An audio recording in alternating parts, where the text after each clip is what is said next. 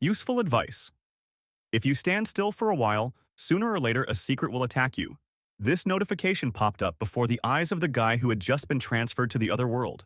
The young man's name was Zhang Chen, and when he arrived here, he touched a lamppost to check if the transition to another world had gone smoothly. After confirming that everything was normal, Zhang Chen took a deep breath and thought about how the smell here was extremely familiar. However, it was still indescribable. Everyone says that this secret world is reality, and at first glance it really does seem that way. In order for the story to become clearer, we will have to go back 10 minutes to the classroom where Zhang Chen, along with the rest of the students, were waiting for the transition to another world. Zhang Chen was sleeping, but he was woken up by his friend, who said that they saw how relaxed Zhang Chen was. Most likely he had come down the way to pass the test. The friend was clearly sucking up and hoping that Zhang Chen would cover for him when they entered there. The guy with purple hair on the back of his head said that in the secret world you can't rely on just a pretty face, so Zhang Chen isn't the most reliable assistant. This started a verbal altercation, which ended immediately when the teacher entered the classroom. This guy, as you already know, is called Zhang Chen, and he is a time traveler, as well as a time traveler who ended up in this world against his will. Even though this world is practically no different from the one he lived in before, there is still one noticeable difference, because not only the real world exists here. The most important thing here is the existence of a secret world. The class monitor stood in the center of the class and placed some device that counted the time on the table. She asked for a minute of attention and said that she heard that the difficulty this time was not too high, so there was no reason for the students to be nervous. The students immediately began to discuss what the teacher had also said last time, and those who were more cowardly whispered that they would leave as soon as their chances for resurrection ended. Let's delve into the history of this universe. They say that from the moment the secret world first appeared, it appears every now and then in different places, sucking people into itself. That is why humanity decided to separate this world from the real one. In this world, there are so-called mysteries. Mysteries are beings with their own consciousness. They are divided into ranks, and one such SSS rank secret can easily destroy an entire city. Once upon a time, a person signed a contract in the secret world and brought a forbidden object called the Cunning Stone into this world, thereby giving people a chance to avoid being suddenly pulled into the secret world. After that, they can voluntarily enter it with the possibility of resurrection. The government has established that every resident upon reaching adulthood must accept the challenge of the secret world. The minute of educational history is over, we return to the classroom, where the teacher wishes good luck to her students. She says that she will look forward to their return and also asks not to forget that they must leave as soon as the number of resurrections reaches 0. Today, Zhang Chen will get into this mysterious world for the first time. Having finished explaining all sorts of useful things, the teacher said that there were 3 seconds left before the transition to the secret world and began to slowly scold them. When time ran out, she pressed the button on the Cunning Stone and shouted that the trials of the secret world were beginning. This is how Zhang Chen got into this secret world. After a few minutes in it, he opened the information panel about his character. He saw that he was at level 0, and his secret power was 50, there was no inventory, and the number of resurrections was 1. Zhang Chen was a little surprised that he had 50 power points because usually this indicator was 10 at the initial stages. Zhang Chen thought with a smile that perhaps this was a special treat for handsome men. The conditions of his mission was to get to the hospital within 30 minutes. Zhang Chen looked at the building and said that his test was too easy since he could get there in less than 10 minutes. Zhang Chen was about to leave when suddenly a female voice came from behind him. Zhang Chen cursed himself for encountering the secret at the very beginning while the girl grabbed his shoulder. And hugging her from behind, she asked if he thought she was beautiful. Zhang Chen began to nod uncontrollably. After this reaction, she began to remove her mask, from under which part of her disfigured face was visible. When she had completely removed her mask, she smiled madly and took out a huge pair of bloody scissors, asking him if she still thought he was handsome. Zhang Chen screamed in horror, because what was in front of him now was a woman with a torn mouth. This is a famous Japanese urban legend about a beautiful woman who was disfigured and killed by her jealous husband, and then returned to the world of the living as a vengeful and evil spirit. Zhang Chen immediately tried to calm down and remember, because they had definitely discussed this mystery in class and he just needed to think for a bit. Suddenly, he realized that he had been a poor student all this time, so he had no chance of remembering anything from these lessons. The woman came as close to him as possible and asked if he still thought she was beautiful. Zhang Chen couldn't think of anything better than to pretend that he was mentally retarded and make strange sounds. The woman with her mouth torn open looked at him in surprise. while Jiang Chen began to walk back and forth and make strange sounds, pretending to be feeble-minded. When Jiang Chen walked away from her a little, he immediately started running away. Breaking away from her, he said that he had completed the 100-meter dash in 11 seconds, so she wouldn't be able to catch up with him. However, after this, he looked forward and saw that the woman with a torn mouth was already next to him and was running along with him, continuing to ask her question. She said that Jiang Chen said that she was beautiful and now she was ready to make him just as beautiful. However, Jiang Chen did not understand anything because she spoke in Japanese. A few seconds later, the woman with the torn mouth rushed forward and asked again if he considered her beautiful. However, Jiang Chen threw out his hand and tried to stop her. After that, he immediately jumped back. And looking into her eyes, he asked if she felt sorry for him. Watching this performance, the woman thought that this guy was probably definitely sick. And again, she rushed after him, repeating her question.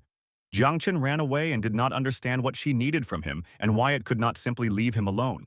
After a short while, Jiang Chen ran to the cliff and found himself on the edge. He immediately turned around and they stopped looking at each other. All Jiang Chen could think about was how she managed to move so fast in heels. The woman with her mouth torn open began to slowly approach him and continue asking her question, which made Jiang Chen think that she kept repeating the same thing just like a tutor in class. The woman, meanwhile, continued to approach and was already prepared to use her scissors.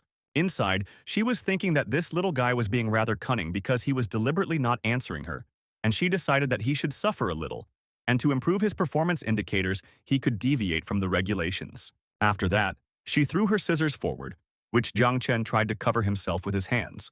Suddenly, the voice of the system in his head said that hidden threats were detected, so the system was activated, which caused some kind of black shield to appear that blocked this attack. The woman with a torn mouth could not understand how he blocked her attack. Meanwhile, the system prompted its owner in the style of haiku. Deception stained her hands with blood. Ugliness and loneliness makes her take revenge. All that she regrets sits a drop of love, a drop of warmth. Jiang Chen found himself rubbing his hands with a creepy smile, and saying that if there were clues here, things would go easier. After that, Jiang Chen pointed his finger at her and said that today he would put an end to her. However, another message from the system appeared in front of him, which I said that after reading the hint, the system disappears. Jiang Chen, when he looked at this, wondered why everything disappeared so quickly. Jiang Chen began to look through his pockets and search for anything that could help him, because he knew that her attack had only been blocked thanks to the system interface. The woman with the torn mouth finally got angry and asked how dare he tease her. She took a step forward and said that what she hates most are men who behave like this. Jiang Chen looked at her and thought that he had screwed up and she was angry, and now she would definitely devour him. Because of fear, he could no longer remain calm. Meanwhile, the woman with the torn mouth began to slowly approach. When she was close enough, she repeated her question angrily one last time. However, Jiang Chen suddenly grabbed her by the waist. He lifted her right leg a little and grabbed her hips. The woman looked at this guy completely bewildered and stuttered, asking what he was thinking. After these words, Jiang Chen approached a little more and thought that he certainly did not remember what the teacher said, but his pot was cooking excellent. And also the system gave him a little hint and hinted at what he should do. Jiang Chen decided that the answer must be in the drop of love that the system spoke of, and hoped that he understood everything correctly. With a blissful face, Jiang Chen said that he believed that true love only comes once, and they don't appreciate it until they lose it.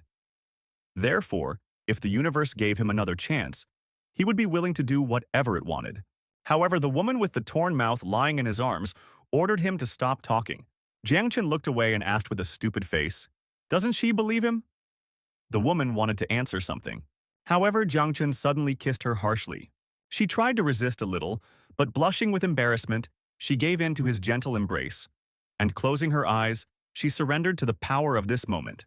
They continued kissing for some time, and finally, Jiang Chen pulled away from her lips to breathe in air. The woman with a torn mouth broke free from his embrace, and holding her face called him a bastard. Jiang Chen was thinking that in addition to the taste of blood, he could also feel a sweet aftertaste. After that, they looked at each other awkwardly. And the woman with a torn mouth embarrassedly said that her name was Xiaolei. After that, she started to run away, and along the way, she shouted that she would definitely take revenge on our hero, and he would still pay her for it.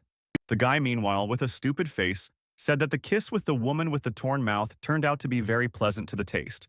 After that, a system appeared in front of him that congratulated its owner on completing a hidden mission, and it also awarded him with a forbidden item of level F called Bloody Scissors. Jiang Chen summoned this artifact, thinking that he was surprised that he was able to obtain a forbidden item at the very beginning. Although this item is still the lowest level, but in this world, even such items can be sold for about 100,000 points. So it is a pity that it is bound. The system said that since this item was left a personal secret, it cannot be sold or disposed of. Jiang Chen took his new blade and thought that it really did contain the protagonist's aura. Therefore, he should never be afraid and should move forward. After some time, Jiang Chen approached the hospital and the system notified him that he had managed to reach the Yellow Spring Hospital. The main task is that he must take care of patients as a nurse. The time to complete the task is 7 days, so the system gave him a hint. A good relationship between the patient and the brother will bring him additional points. Flooding patients is very dangerous, and with the onset of night, Jiang Chen can sleep peacefully. The main thing is not to open his eyes. When Jiang Chen entered, he looked back and asked if there was anyone here. Suddenly, a slender nurse appeared in front of him, thought for a moment, and asked, "Has the new guy finally arrived?" Jiang Chen didn't answer, but she immediately realized who was standing in front of her and said that he was responsible for 4 patients, and also added that he had to come back here at night to get paid. And by the way, the patient in room 401 requires special care, so he had to take care of her first. Jiang Chen looked at her and asked if anyone else had come here, to which she replied that he could find out the working hours from this. Finally, she smiled and said that one person had died a little earlier. After that, she excitedly stuck out her tongue and said that despite what he thought it was damn tasty. Jiang Chen stood there in surprise after hearing the words that someone had already died at the very beginning. And according to the nurse's words, that person had been eaten. Approaching the counter, our chest asked itself, shouldn't there really be a nurse on duty here? After that, Jiang Chen took out the magazine and found out that there were 8 rooms on this floor, but only 4 of them were occupied by patients, which was just great, because he would have half as much work. This is all a low-level mission after all, and if you think about it, it shouldn't be too difficult. So first he goes to room 401. When Jiang Chen approached her, he saw that she was covered in blood. Jiang Chen began to calm himself down and think that everything should not be as bad as it seemed at first glance. While he was thinking about this, a system appeared in front of him that gave him a hint. There were very noisy patients in this room, and when Jiang Chen opened the door, a human head would fly at him. And even if this attack was not fatal for him, he still could not lose respect in the eyes of the patients.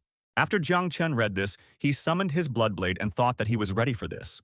After that, he kicked the door open and said that smashing someone's head in for the sake of hanging sounds interesting. As soon as he opened the door and walked inside, someone's head actually flew at him. However, Jiang Chen immediately used his bloody scissors to pin her to the ground. After that, he looked around and saw a thin boy, a little girl, and a headless woman. They were all surprised by how Jiang Chen entered this room. Jiang Chen, meanwhile, thought that these guys were actually not noisy, and in his opinion, it was quite quiet and nice here. The little girl, meanwhile, was trying to figure out what was wrong with this guy, because her friend was just joking, and he stuck scissors into her head without any hesitation. The second guy, meanwhile, was thinking that this guy really had unusual powers, and these scissors made her think about whether it was worth getting into trouble. Jiang Chen greeted them all and said that he was their new nurse.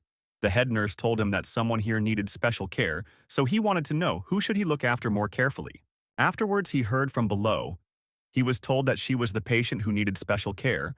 Jiang Chen sat down and said that he understood everything and apologized, saying that he would now take out the scissors that he had stuck into her. Jiang Chen took hold of the scissors, and a system prompt immediately appeared in front of him, which showed the girl's thoughts. It was written there that as soon as he took the scissors out of her head, she would eat him alive. Jiang Chen didn't move for a few seconds, and the girl looked up at him in surprise and asked why he froze in place and didn't pull out the scissors. Our hero's gaze changed and he opened his scissors, splitting her skull into 2 pieces. Afterwards, Jiang Chen apologized with a smile and said that he didn't think that her head was so fragile.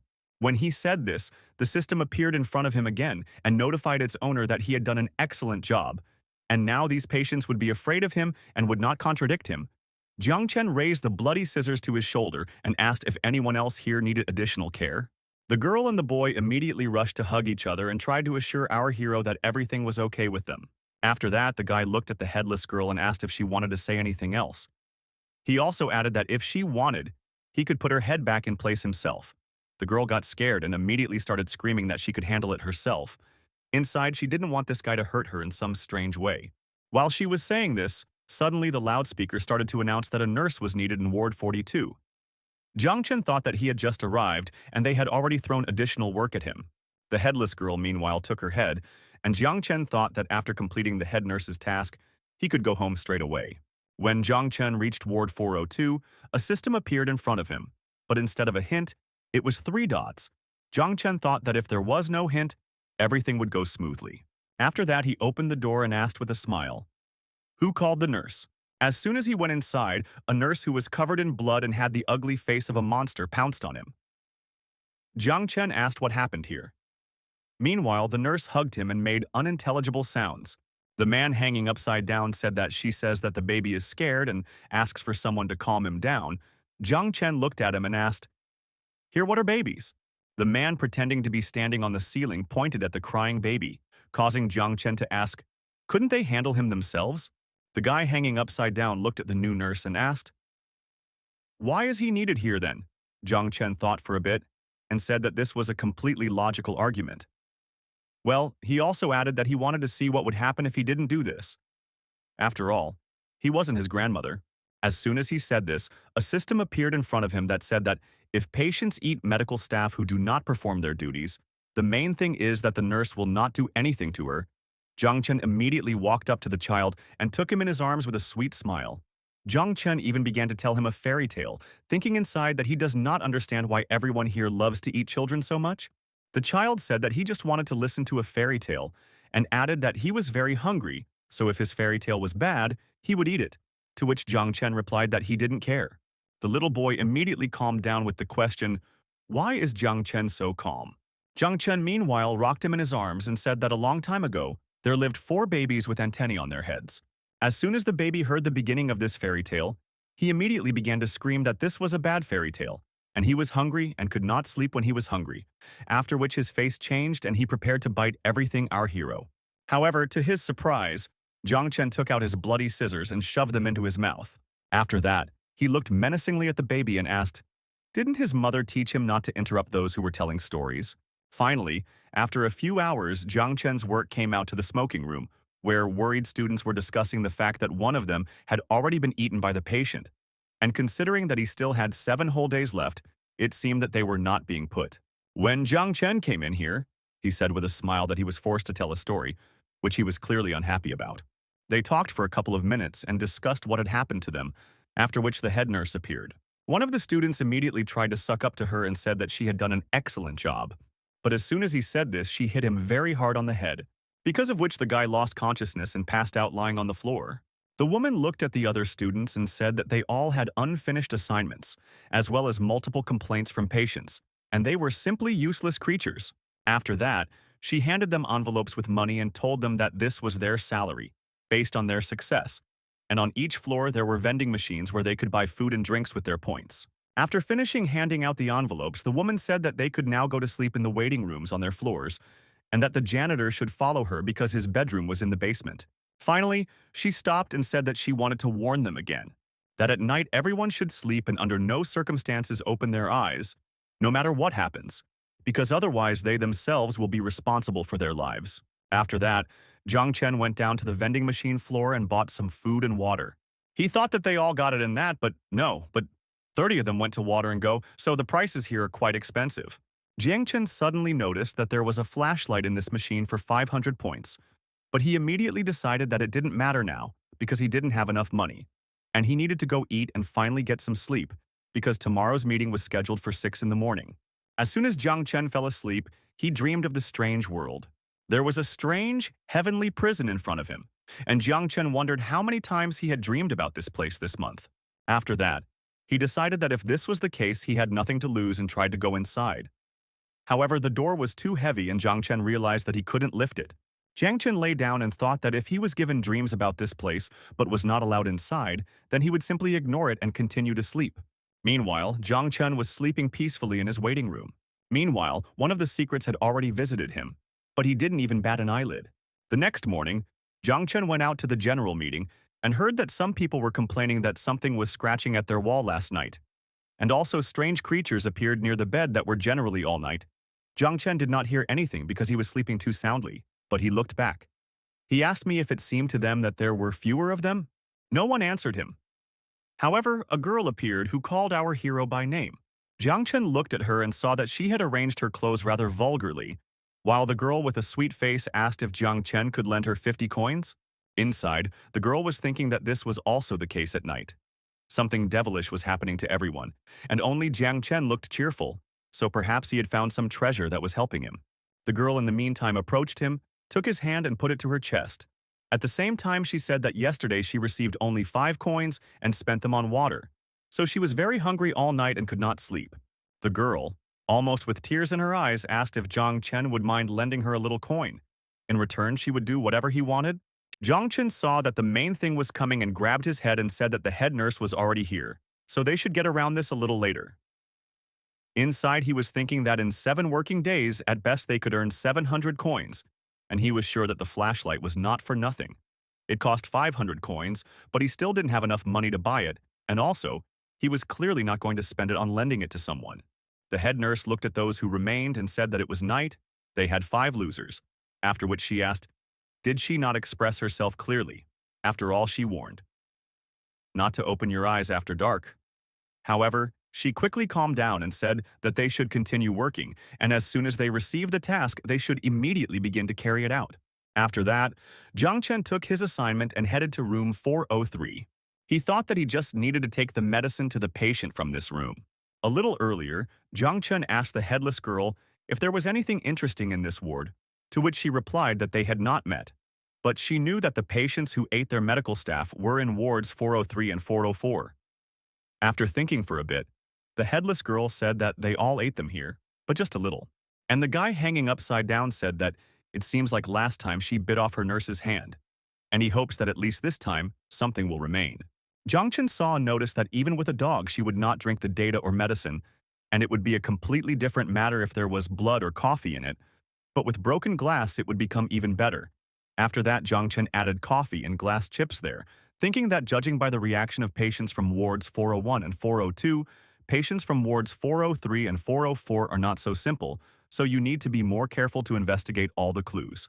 When Jiang Chen finished thinking about this, he entered the room and greeted the patient, saying that he was her new nurse, and also brought her an order.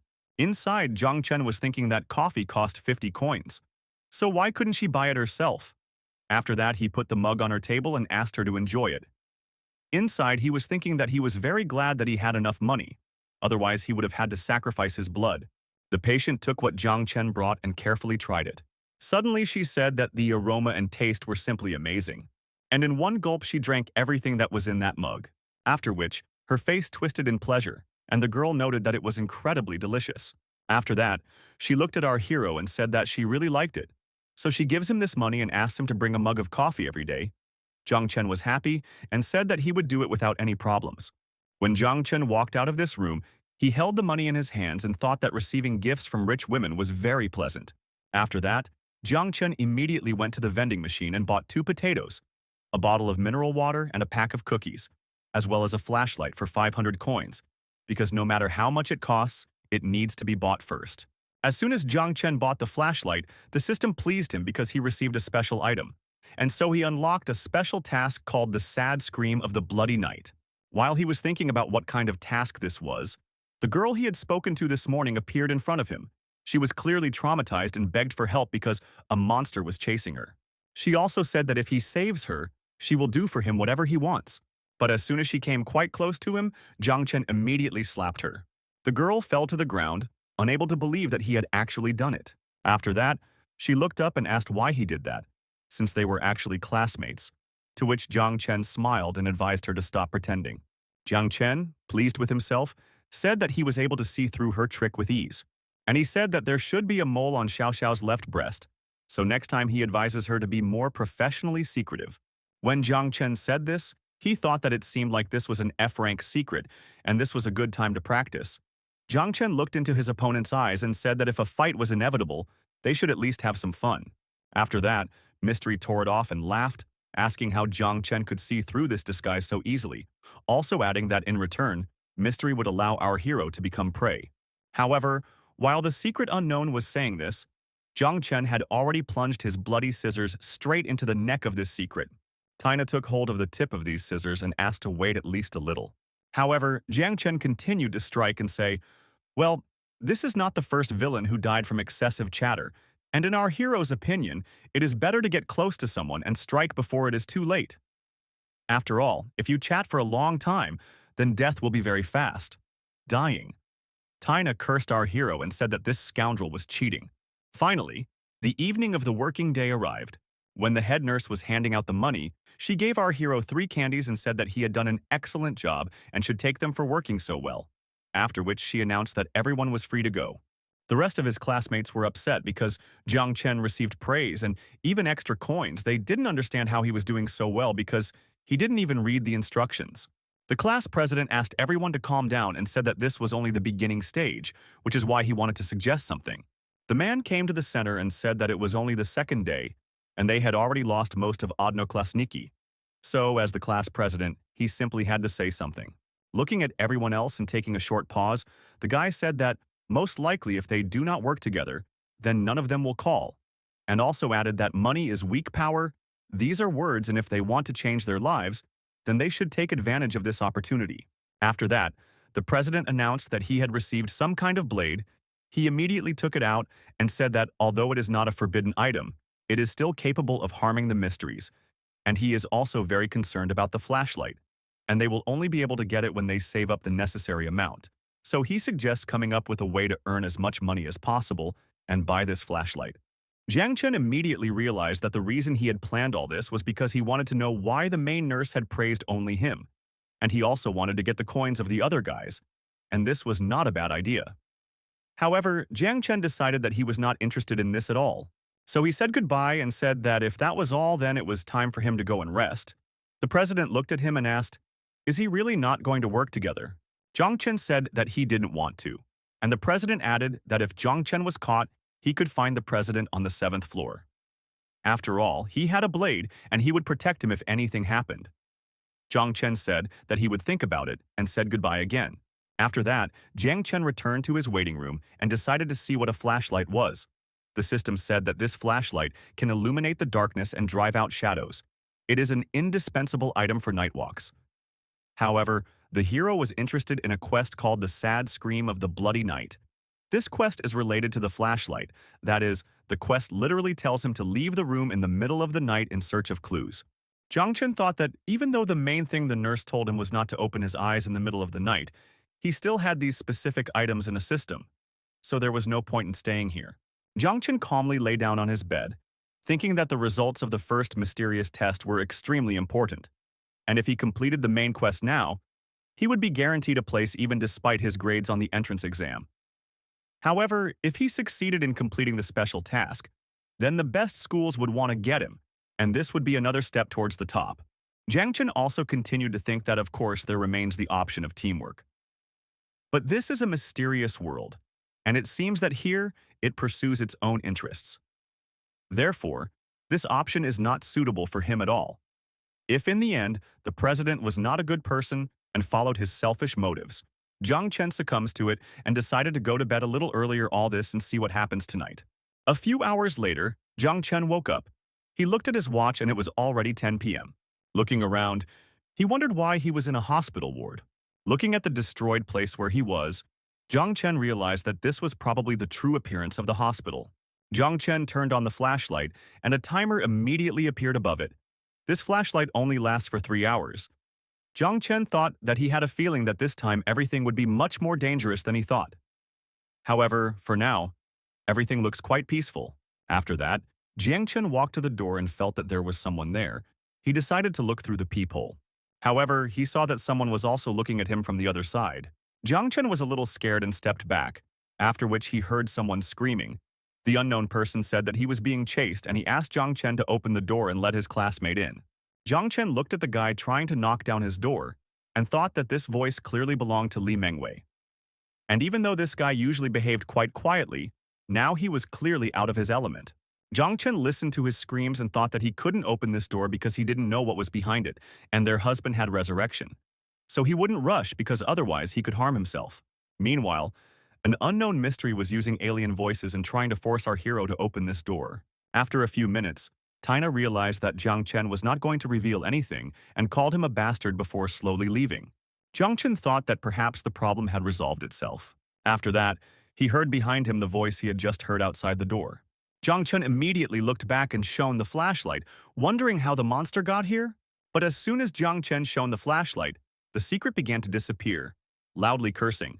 The voice of classmates said that they studied together for 3 years, so why should he die alone? Dying. Classmates said that he hated our hero. Finally, after a few seconds, it was all over, and all that was left of the unknown creature was one hand. Jiang Chen made sure that the mystery had disappeared and was glad that thank God he had this flashlight. After that, he thought that this ghost could have entered here directly, but decided to knock on the door, and he must have been an actor in his past life, so he requires attention. While Jiang Chen was thinking about this, he heard a woman crying on the street. After that, a system immediately appeared above him that said that the progress of the task Sad Scream of the Bloody Night is 10% at the moment. Jiang Chen knew that the high difficulty of completing a task meant an increased reward for completing it. And if he wanted to increase the completion of this task, he had to find this woman, and judging by the sound, she was not here. Jiang Chen looked at his flashlight and saw that he only had 2 hours and 47 minutes left, so he had to hurry, because the system wasn't reacting at all. So he had only one thing left to do: lie down in bed and sleep until tomorrow, which is what Jiang Chen did. The next morning he took coffee to a rich patient, and while she was enjoying that night, who was there disturbing other people with their loud screaming and crying? So he wants to know if the nurse knows anything about what happened. As soon as the woman heard this, her look immediately changed and she forgot that she was drinking coffee, which she loved very much. She looked at her nurse and said that she was advising him to ignore the matter. Jiang Chen asked why, after which the girl rushed towards him and grabbed him by the shoulders, explaining that otherwise the head sister would finish him off, and he should not interfere in this matter under any circumstances. When Jiang Chen heard this, the smile disappeared from his face, from this room, and closed the door behind him, thinking that apparently this is somehow connected with the head nurse, and it seems this patient is very afraid of her. So he needs to finish today's task of the head nurse and go in search of clues. Jiang Chen was recalling that today's task was to find the patient from the 404th board on the 8th floor. While he was thinking about this, someone appeared behind him and said his name. Jiang Chen immediately turned around and at the same time took out his blood blade, but it turned out that it was his friend. Jiang Chen apologized and said that it was just reflexes and asked, "What happened?" The guy explained that since Jiang Chen would have to go to the floor, he would have to know who the fat man had worked with Xiao a little earlier and was responsible for the patients on the 8th floor. However, when he went to relieve himself, his friend simply disappeared, and after being resurrected, he said that in the toilet, there was a secret that asked him what kind of paper he wanted: red, yellow, or white. The guy chose white and died. Jiang Chen asked what he wanted, to which Fatty replied that he understood that Jiang Chen was not going to work together. However, he hoped that Jiang Chen would help fulfill one small request. Hearing this story, Jiang Chen smiled and said that he would believe the fat man and do his best. After that, Jiang Chen went to the toilet on the 8th floor, and a system appeared in front of him and asked if Jiang Chen came here to take a crap. Jiang Chen thought dissatisfiedly that the system had watched too many TV shows. However, while he was thinking about this, a hand holding 3 colored pieces of paper crawled under the door of his booth. Tina asked which piece of paper the toilet visitor would choose, but Jiang Chen, instead of answering, kicked the door down. After that, he looked at the secret and took out his blood blade. Jiang Chen didn't stand on ceremony and immediately began to chop this guy into small pieces and demand that he return Xiao's life in return. After a few minutes of beatings, the secret handed over her money and said that it was all she had. Jiang Chen counted the money. Meanwhile, Monster said that the man was very lucky to have such a friend, to which Jiang Chen replied that they were not even friends. This made Tina wonder how this even happened. Jiang Chen walked up to this monster and grabbed him by the hair, asking if he happened to know where the patient from room 404 was now. Tina immediately told what she knows, and now this patient is in the women's toilet opposite. And this is the pure truth, so he asks for mercy. The patient from room 404 was actually in the women's restroom and was reading an erotic magazine. Before that, the system notified our hero with a hint. She said that the future qualified man, "What's wrong with you having an alcohol addiction? Because at such a time only alcohol can keep lonely men company." Jiang Chen entered the toilet and saw an unlocked stall. The patient from room 404 looked at him and said that if he valued his life, Jiang Chen should not even dare to interfere with him read. However, Jiang Chen, instead of answering something intelligible, asked if the patient wanted Mao Tai. Mao Tai Yu. Those who don't know, this is a Chinese strong alcoholic drink. This was enough to return the patient to his room. While the man was drinking alcohol, Jiang Chen asked him if his elder brother knew. He heard himself crying in the hospital in the middle of the night. Because of this noise, he could not sleep at all. Inside, he thought that the bottle cost as much as 50 coins, and it was quite expensive. The man, who had already had a fair amount to drink, asked why Jiang Chen was asking this, to which the guy replied that he was just curious, and added that he had a couple more bottles here. The man scratched his bald head and said that Jiang Chen shouldn't blame him later, because he warned him how it was, and if he continued to dig into this matter, then the main thing is that the nurse would definitely kill him. But if he was really interested, the man could tell a little. Jiang Chen became interested because he finally found a patient who knew something about it and was willing to share. The patient in room 404 said that Jiang Chen should go upstairs and take a look. Jiang Chen followed his words, and climbing up to the roof, he saw that no matter how you looked at it, it was an ordinary hospital roof, and there was nothing interesting here. After that, he raised his head up and saw that even the sky here was red, and he wondered if this was the whole mysterious world, or if this was just a small part of it, because from here you can't see the hole through which he came here, and there can be no talk of other buildings. After that, he grabbed his head and decided that now was not the time to think about such things, because he came here to find some clues, and if he could complete this task, then the journey to this world would end earlier than planned. And if he didn't succeed during the day, then he would try to do it at night. Suddenly, Jiang Chen noticed something interesting on the floor. He saw that there was a rather cheap phone lying there and picked it up. The system immediately notified its owner that a special item called evidence had been found, and the task's progress had increased to 50%. Jiang Chen thought that this was probably a key item, and he was very lucky. After that, a system prompt appeared in front of him again, which told its owner that an unknown secret was being hidden, and also a second prompt, which sounded as follows. When you pry into other people's secrets, they can also start prying into you. Jiang Chen did not understand anything and wondered what this even meant. Suddenly, he noticed that the aura around him had changed dramatically, and he realized that this was a high-ranking secret. Jiang Chen thought that things were bad because he could still handle F-rank secrets, but he definitely couldn't handle those who were stronger. While he was thinking about this, the head nurse appeared behind him and asked what Jiang Chen was doing here. The guy smiled and greeted her, saying that he just wanted to get some fresh air. The woman looked at him angrily and asked, did he really dare to ignore her assignment? Jiang Chen stood up and apologized, saying that she had misunderstood everything, because he had already found a patient from room 404. Well, he immediately added that there was such an unpleasant smell in his room that he decided to go out here to get some fresh air. At the same time, Jiang Chen summoned his blood blade and thought that if she knew the truth, he would clearly lose, so he could only hope that she would believe this version. The head nurse sighed wearily and told him to get out of here and not come back. Meanwhile, the day ended. Everyone had already gathered in the center of the hospital. The other students were discussing that, if it weren't for the president's blade, they would never have given him all their money, and were surprised that he actually appropriated all the coins. Today, Jiang Chen only received 50 coins. The president saw this and laughed and said that it was good that he did not team up with him, and it seemed like he was just lucky that time. Jiang Chen, when he realized that the president had really taken all the coins from them, began to think that he too could have been in his place. After that, Jiang Chen returned to his waiting room after buying food and water. He tried to turn on the phone, but the phone did not respond. After that, he thought about what the system was saying, that an unknown secret was hiding in the shadows. And that probably meant that this phone could only be used at night.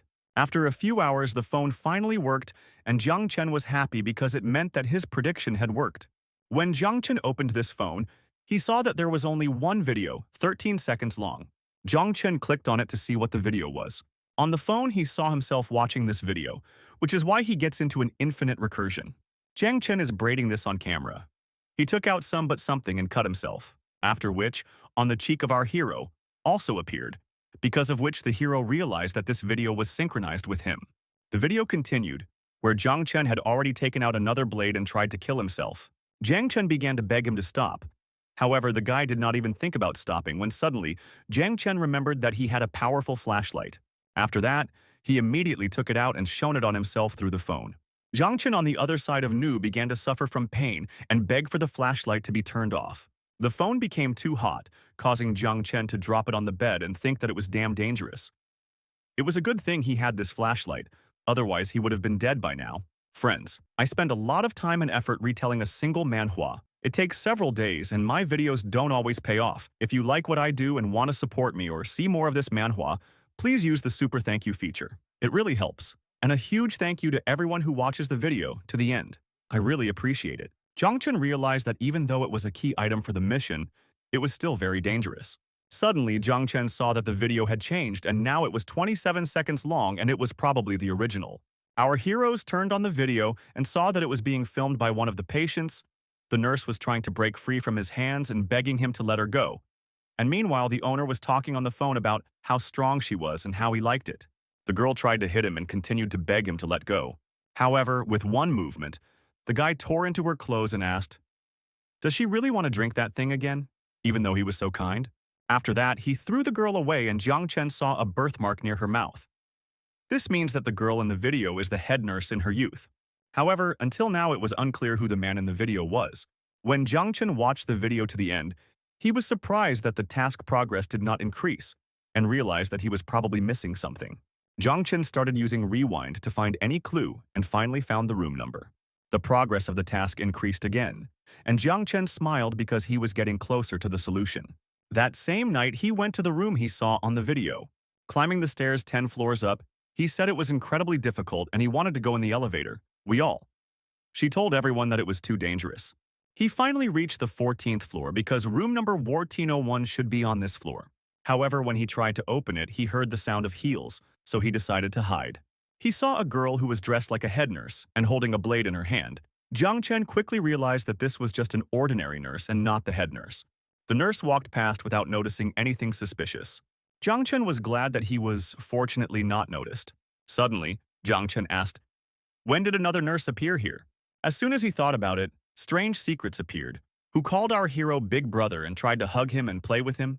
They had already approached his face while Jiang Chen stood frozen in fear. Finally, he came to his senses and shone a flashlight on his face, driving them away from him. The monsters disappeared. However, Jiang Chen made too much noise, after which he heard a nurse appear behind him, saying that she was already tired of looking for him. Jiang Chen said that he was too scared and it was simply unfair, after which he shone a flashlight on her. And with horror, I realized that the flashlight simply doesn't work on her. The girl started chasing him on all fours, causing Jiang Chen to run away and ask, "Why do they like chasing people so much?" While he was running away, the girl threw her knife at him but missed. Jiang Chen took the flashlight in his mouth and began to think that the only thing left to do was take a risk.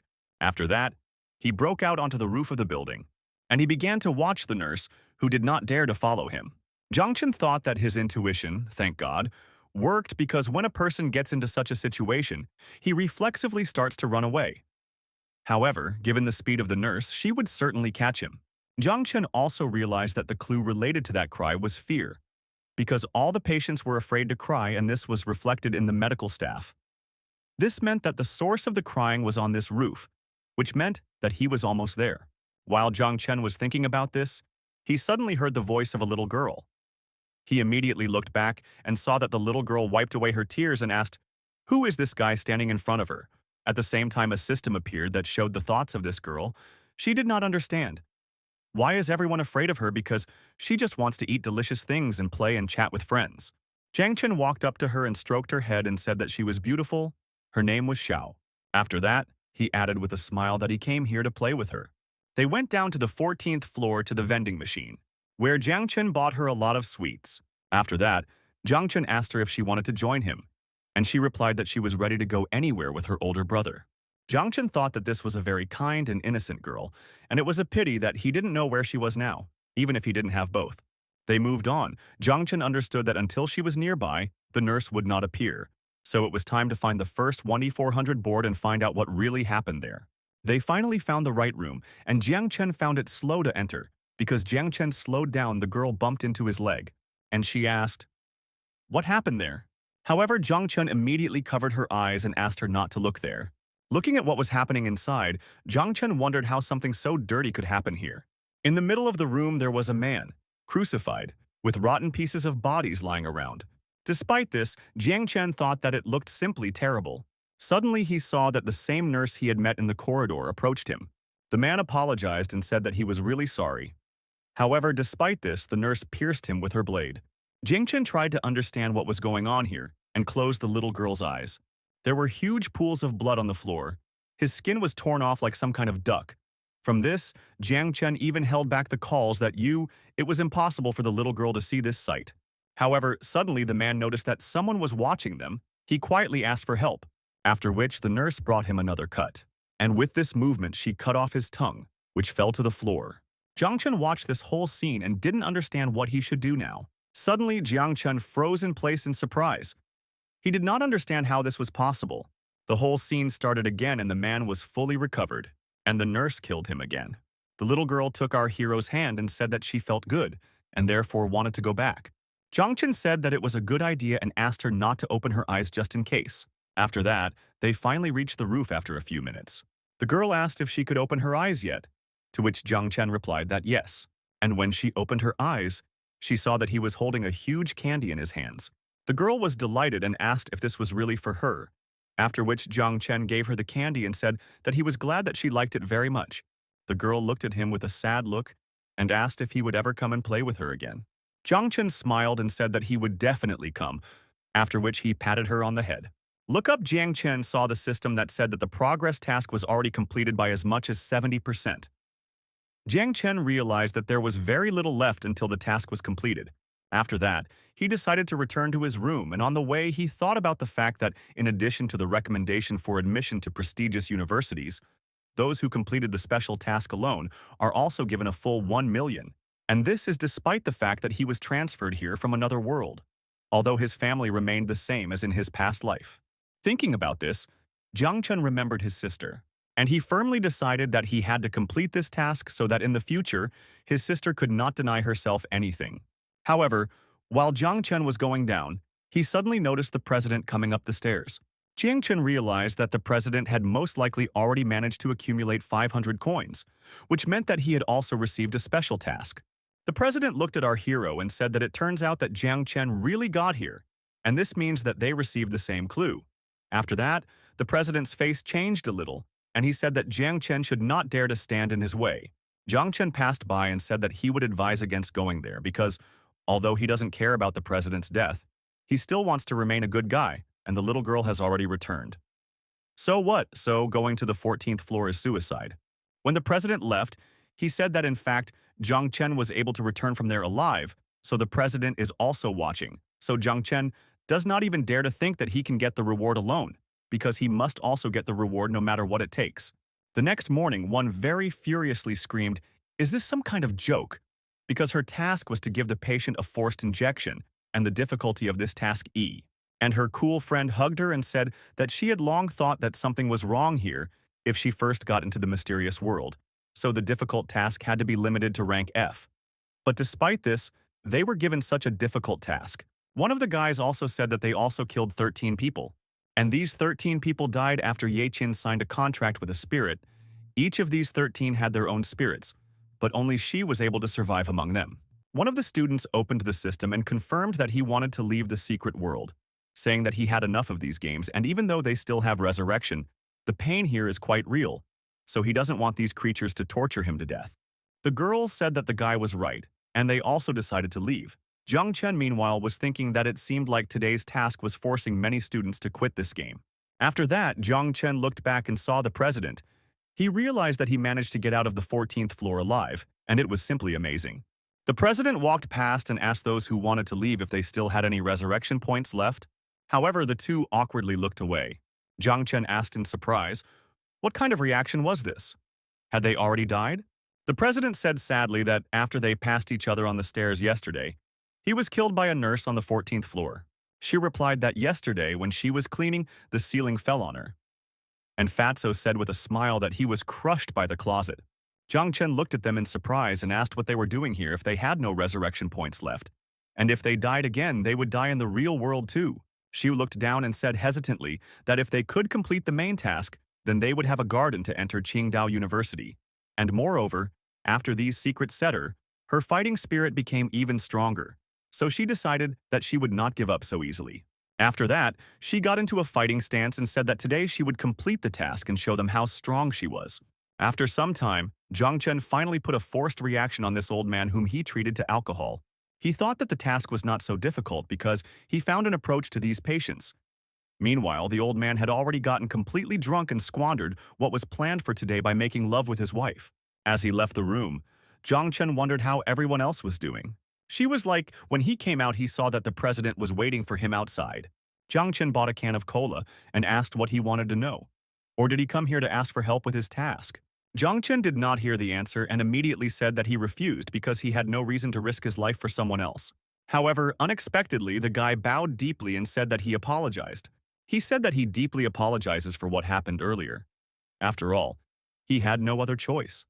After all, the special task is very important to him.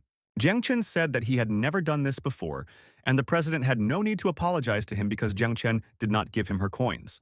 The president approached him and apologized for disturbing him.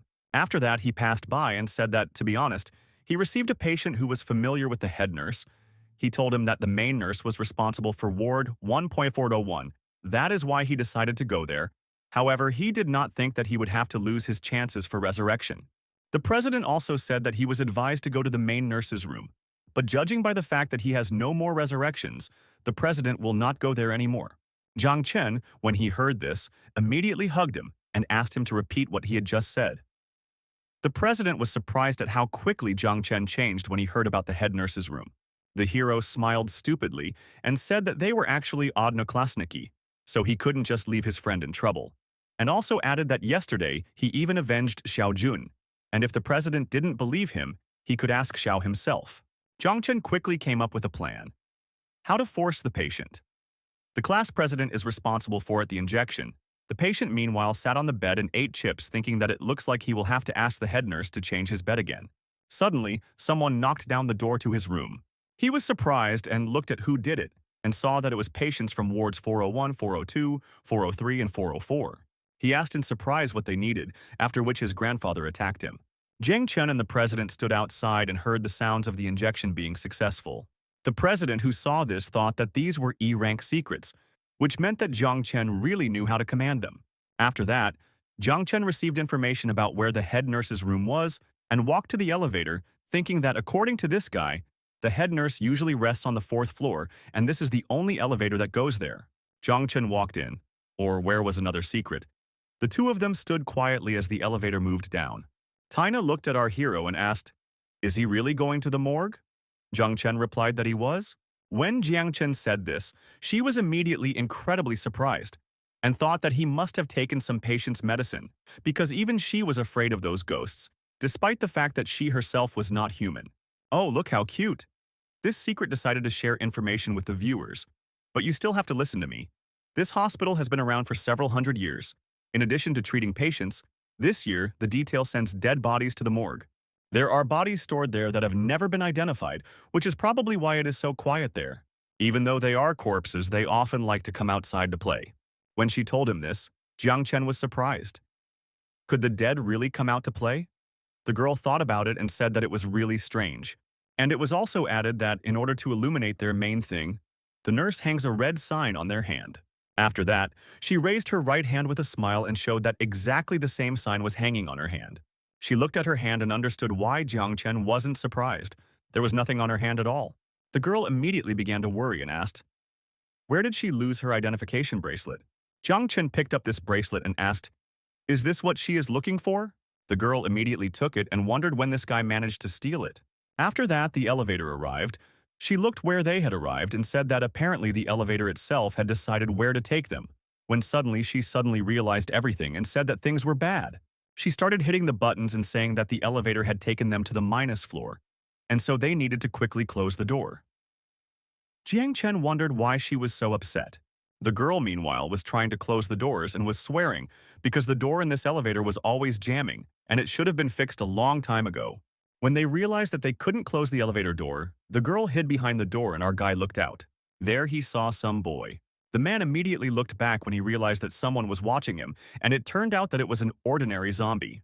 When he saw his future victims, he immediately rushed towards them at full speed. Meanwhile, the girl continued to press the elevator button and begged for it to start working faster. A few seconds later, the zombie was almost next to them, and the girl meanwhile continued to press the button and pray for the elevator to close. Finally, the elevator began to close, and the girl was glad that they were saved. However, Jiang Chen stopped the door from rolling and asked what she was doing. The girl looked at him in surprise and was already prepared for death and the corpse of this zombie. However, Jung Chen calmly explained to her that he simply wanted to take the elevator too, and asked, how would she feel if someone was late for an important matter because the elevator had left? The girl looked at him in surprise and wondered what was wrong with this guy. After that, they all continued moving downwards together. Jung Chen looked at the zombie and asked if he even washed his hair. They rode only a little, and the elevator stopped again on the next floor. A corpse fell from a wheelchair in front of them and asked to be let into this clip. Jung Chen held the door, after which the corpse thanked him. Jung Chen even helped carry the stroller into the elevator and asked the girl if she took a bath. After that, on the third floor, there was a grandmother. Jung Chen led her to the elevator, and the grandmother thought that if this boy was not afraid of her, then it was just wonderful because brave bodies tasted the best. She was about to say something ominous, but she stopped when she looked into the elevator. She realized that she couldn't scare this guy. When Jiang Chen led her into the elevator, her jaw dropped in surprise and she froze in place. Jiang Chen meanwhile asked with a smile why the old lady was so excited. After that, he picked up her false teeth and asked where she bought them. Is there really a dental clinic in the secret world? Meanwhile, the girl who was first in the elevator said that she had had enough. She screamed that she would eat this stupid boy and a mouth opened on her neck. However, Zombie immediately grabbed her hand and asked her to stop because he had been listening to his nonsense all this time and he wanted him to eat him. The girl without legs asked, what nonsense are they talking about, and this guy belongs to her? So she is the one to eat him. Also, she said that disabled people need to be respected. After that, the grandmother hit this ghost on the head and said that he did not dare to behave like that when there was an elderly person in front of him. However, while they were arguing, suddenly the girl with rose-colored hair said that they were completely stupid because of these arguments, the boy disappeared. Jiang Chen was always happy that he managed to get away under the noise. Walking down the corridor, he thought that in fact the system gave him a hint when he was chasing Ward. 1.401. Secrets are creatures that care only about themselves. They will never give their prey to anyone else. If there are more wolves than meat, these wolves will start fighting with each other. Jiang Chen was ready to fight, but these guys seemed pretty stupid to him, so he decided to deal with them with cunning. Finally, Jiang Chen got to the morgue thinking that they expected to see corpses locked up here, when suddenly he noticed that some of them were his classmates.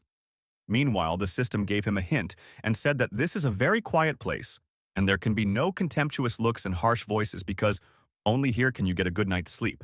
Jiang Chen walked to the back of the morgue and saw something interesting on the table. He picked up the photographs in the book from the table and looked at them. The first photo showed the head nurse in her youth. The photo was dated August 23rd. And in the diary, it was written that this was her first practice and she finally managed to fulfill her dream. Even though the work is quite difficult, she's still happy and wants to become a doctor like her teacher to help a huge number of people. In the second photo, the head nurse was with a child. It was September 12th. In the diary, it was written that on that day, a very cute little boy from a small island was admitted to the hospital department. The nurse gave him an injection, and he did not even cry. Looking at such a cute boy, she even remembered herself as a child. While he was counting this, the system notified him that the task progress had reached 90%. Jiang Chen took the next photo. It was March 28th. The diary said that the teacher praised her and said that she grasped everything on the fly, so he hopes that in the future she will take his place. Thanks to this, she is very happy because she is teaching her. This is the person whom she admires with all her heart, and she will not let him down for anything. The following photographs were damaged, and the diary entries began to be defined. In them, the nurse said that she could not believe that her teacher was doing all sorts of things to her. The veterinarian looked up to him and considered him her role model. She wrote that she was very scared and no one was coming to her aid. The morgue became the only place where she could rest alone, and where no one looked at her with such a strange look. In the last entries, it was written that she wanted them all to know that she was a victim, and for this she decided to destroy them, kill everyone, and torture her teacher. When Jiang Chen read all this, he slammed the diary shut and thought about something he had never thought about before. That there was a real drama behind this quest, while the system hung up that the quest progress had reached 99%. Due to the fact that our hero was left with only 1%, he was clearly unhappy. However, he understood that most likely this was intended by the system. When he was thinking about it, suddenly, the system started to sound the alarm. It announced that this task was temporarily changed to a nightmare mode. With the onset of night, the killer from 50 years ago would appear. Everyone else also received this notification from their system. However, although others were worried, Jiang Chen was happy, Because the nightmare mode was very rare and he was lucky to participate in it, inside Jiang Chen was thinking that even though the nightmare mode had a higher death rate, the rewards for participating in it were different from the normal mode. As he was thinking about this, he suddenly saw that his special task had changed, and the sad scream of the bloody knight had been replaced by a task called Last Survivor. Our loader thought that he had completed this task to 99%, but the system changed it on the fly. Suddenly, Jiang Chen felt someone's heavy aura. He looked back and saw the head nurse standing behind him, her body literally bursting with anger, and she asked in a trembling voice, "What is Jiang Chen doing here?" Jiang Chen was clearly getting nervous after being caught by the head nurse while looking through someone else's property. After thinking for a few seconds, Jiang Chen decided that he had no time to explain, so he needed to run away from here as quickly as possible. However, to his surprise, she did not stop him. When Jiang Chen signed up for the elevator, there was a fat man, Xiao, and the president himself, who asked if it was okay or Jiang Chen. Finding himself in a safe place, he asked them what they were all doing here. The girl came closer to him and hugged him, saying that the monitor showed that he went to the morgue. So she wants to know if Lion is okay and what should they do now. Jiang Chen explained everything and said that he met the head nurse. However, she did not attack him, and he does not know why. Jiang Chen said that this is not the most important thing now because the nightmare modes are not a joke, especially for those who have no resurrection left. He looked at these guys and suggested that they finally stop so as not to risk their lives once again. The president stood up and said that if he succeeded in completing this task, then we would need even more. The fat man immediately began to talk about how for newbies like them, the regime was a nightmare. It was 100% suicide. The president said that this is true, but he simply has no other choice. Since he took all the coins, when he returns, he will be forced to compensate them. The fat man smiled and said that despite the two presidents fighting, his life was still dearer to him. So he would go out first so as not to interfere. Having said goodbye, he left the secret world.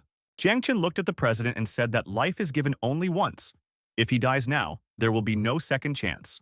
Suddenly, they unexpectedly hugged him by the legs and called him boss. Jiang Chen asked them to stop, so it was me. After which they looked at him with puppy eyes. Jiang Chen said that he understood everything, but added that I myself would not die. He would not be guilty anyway. Meanwhile, the head nurse was in the morgue and was happy because she had been waiting for this regime for a very long time. The woman licked her lips and said with a smile that this was her favorite regime and she was the same killer from 50 years ago. After this, the system announced that the killer would come for the participants at 12 o'clock at night. There were only a few minutes left on the clock. Jiang Chen and the others sat in a secluded place. The president said that they should worry because together they have a chance to survive. Immediately after his words, someone started knocking on the door, which is why all the heroes immediately looked at the door. There was a nurse behind the door who ordered them to open the doors. She explained her actions by the fact that at night, everyone should be in their rooms and sleeping together is prohibited. However, our heroes did not open the doors, which made her angry and transform. After which, she easily knocked down these doors in the part of the wall that was near them. Her pupils filled with a dark color, and she said that she was very glad to see her assistants. After which, she involuntarily giggled and said that it was time to start the nightmare regimes. The president immediately stood up and said that the others should run away, while he would detain her, because she had made a huge hole in the shadows and now was the time to escape from here. The girl became worried and stopped. Jiang Chen, meanwhile, said that they had to take advantage of this chance. The girl was very worried about the president when she suddenly saw that he also decided to run away. Meanwhile, someone cut her leg. Because of this, the girl fell down while looking at the running class president. She couldn't believe that he just left her after all these fiery things. Jiang Chen looked back and saw what that idiot had done. He immediately ordered the girl to leave this world as quickly as possible. She was glad when she remembered that she could exit and tried to confirm the exit in the system. However, the head nurse did not allow her to do this and plunged her blade into her back. Jiang Chen realized that she could no longer be saved, and he also abandoned the girl while the nurse continued to kill her. Having finished with her, the nurse slowly rose to finish off the rest. Finally, Jiang Chen and the president were able to get some distance. The president noticed our hero's gaze and said that there was no need to ask why he did it, because each of them here only cares about themselves, and Jiang Chen is like that too. After this, the president with a trembling voice began to tell his story. He said that when he was in high school, his father was diagnosed with cancer and his mother ran away with another man. His grandfather, who loved him with all his heart, was so long that he died on the spot. However, even with all his property and borrowing money from all his friends, the president still could not collect enough money because It is a damn fatal disease. After finishing his story, the president looked into the eyes of his classmate and shouted that his father was still in the hospital, and he couldn't just sit and watch him die, so he decided to save him. And this test was his only garden, and in order to save him, he was ready to put his life on the line. Jiang Chen got tired of this story and said that the president doesn't need to explain anything and asked him to stop pretending that he has the hardest life on the planet. Jiang Chen continued to get up with the words of the bus, such that, in fact, she wanted to invite them to dinner so that they could return back alive. She also told about the president's family, so they all knew what his fate was. Jiang Chen continued to rise and say that the president was right, and that people only thought about themselves and that each person made their own choice and faced the results. But unlike some, this did not concern him. Jiang Chen opened the door and said that he now only cared about himself. When he came out onto the roof, the little girl immediately became happy. She hugged him and asked, "Did her brother really come to play with her?" Jiang Chen said that he apologized, but not this time, and he came here to tell her something. The president, meanwhile, was surprised that there was a child here all the time. However, the head nurse had already reached the roof. She laughed and said that she thought they would be here. Jiang Chen sensed her aura and knew that she was definitely D rank. He thought that they definitely wouldn't be able to defeat her. And besides, the conditions said that they couldn't kill the killer. Jiang Chen took a deep breath for fifth and said that they had nowhere to run. Before doing so, however, he asked if the head nurse would like to hear his story first. The woman looked at him in surprise. Jiang Chen meanwhile began his story. A long time ago, there lived a very smart girl. She was kind, hardworking, and very caring. More than anything in the world, she wanted to become a nurse to help even more people. She put in a lot of effort and finally achieved her goal. Even despite her fatigue, she never got tired of this work and she managed to win the love of a huge number of patients. Until one day, a terrifying sight appeared before her eyes. Her teacher sexually assaulted his patient. Even though her mind was blank at that moment, she tried to stop her. And it was at that moment that her teacher showed his true nature. That night, he raped both girls. In order to shut up his student, he offered to promote her to head nurse. What a pity her dream had to be dashed in exactly this way. She wanted to share her truth with everyone, but no one believed her, and people began to spread rumors that she had sold herself for this position. Our heroes stroked the little girl and said that the main character is the story. This is Sun Xiaoxiao, the head nurse of Huangquan Hospital. Jiang Chen looked at the head nurse and said that after this incident, her colleagues began to insult her. But what's worse, the patients who had previously trusted her began to distance themselves from her. The girl with the crazy look said that there was nothing good in them, so she killed them all. Because they deserved it, and she didn't care that she became a sinner after that. This whole dump deserved to be chopped into pieces. Unexpectedly, Jiang Chen said that the head nurse was right. Her gaze immediately changed and Jiang Chen asked why she was looking at him with such a gaze. After all, he is not a saint either, and these people really deserved punishment. After that, Jiang Chen raised his finger and pointed at her chest. He said that somewhere deep inside, she was still a good person. And the little girl who is now clinging to him is direct proof of this. The head nurse of the hospital, the ghost nurse of the 14th floor, and the little girl crying on the roof. Jiang Chen said that the head nurse deliberately separated these identities. He originally thought that little Xiao was her daughter, but then he realized that the ghosts of this hospital were not afraid of such a kind and innocent girl for no reason. Jiang Chen looked at the nurse and said that she had deliberately left all the goodness in her heart into her and made her stay on this roof forever. However, did she really want to continue living with this curse? The aura changed again, and the nurse said that even if Jiang Chen was right, who cares? Because she pulled herself out of this mess herself and no one helped her, so she doesn't need anyone's sympathy and pity. Turning up her nose, she said she was tired of this and wanted to finish by sending them to hell. Jiang Chen spread his hands and said, even though he can't defeat her, he still has a hostage. Of course he didn't want to say it, but the little girl is connected to her. So if she gets hurt, it will also affect the nurse. Suddenly, Jiang Chen heard the swing of a blade and blood splashing in front of him. He immediately realized what had happened and tried to help the little girl who had suffered at the hands of the president. Meanwhile, the president laughed evilly and said that the prize for this test would now belong to him. Suddenly, his head fell from his shoulders and rolled across the roof, dying. Somewhere in the back of his mind, the guy couldn't understand why everything happened exactly this way. The nurse, meanwhile, asked, did they really think that something like this could kill her? After that, she began to slowly approach our hero and stated that she was tired of these games, so this is a no. The hero must have thought that he had run out of trump cards and would have to enter the duel. However, suddenly a little girl came out in front of him and asked him not to do this. She held her wound and said that they were not sinners, those people were really cursed. But all this is long gone. The nurse angrily shouted that this was not enough, and not all darkness needed light and not all sinners needed atonement. The girl started crying and said that she was talking about the wrong people. She was talking specifically about them. After all, they had already paid their price long ago, and Xiao Tu, the little girl, continued to speak, and said that she had always felt that the nurse was actually unhappy. It was all because they were no longer one. The little girl started to slowly approach her and said that her sister had kept her here for years. Did she really think that this made her happy? The girl came as close as possible and said that everything turned out quite the opposite. And even now, she was constantly waiting for the nurse to bring her here. After this, the girl hugged her second personality and said that she did not want to see her suffer. Smiling, she looked up and suggested that this time they should rest properly. After this, the little girl's body evaporated. The nurse said with tears in her eyes that it turns out she had been unhappy all this time. Jiang Chen finally exhaled calmly and said that he was scared shitless. But fortunately, everything went according to plan except for that idiot president. Looking up, Jiang Chen remembered the words that happiness and sadness pass by themselves, and only a person can give himself a sense of redemption. The bloody skies lost their hue and turned blue again. The nurse finally regained her true appearance and thought that this was her atonement. After which, her body disappeared just like the little girl's. And the system congratulated its owner on completing the last atonement quest and explained that the test could be considered complete since the schools that you were killers had been restored and the participants would be in the real world after the distribution of rewards. Jiang Chen calmly exhaled and was glad that it was finally all over. After this, the system announced that its owner would receive rewards for completing the test. Wu Changchun remembered something and put his hand into his jacket. He thought about giving her these sneakers because she is so small, but always walks barefoot. It is a pity that he forgot this because it looks like he will never be able to see her again. Meanwhile, the system bombarded him with reward notifications.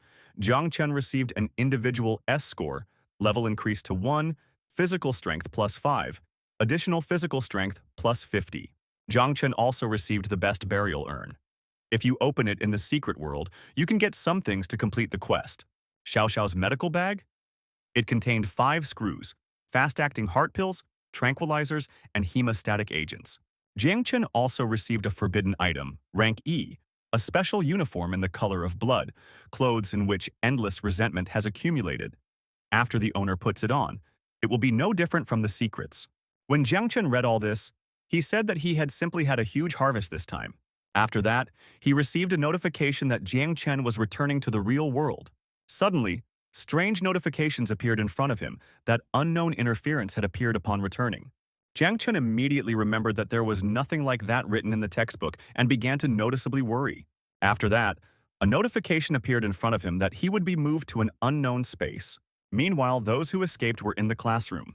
The director asked them if they were sure that the task they were given had changed to a nightmare mode. The guy said that it was like that.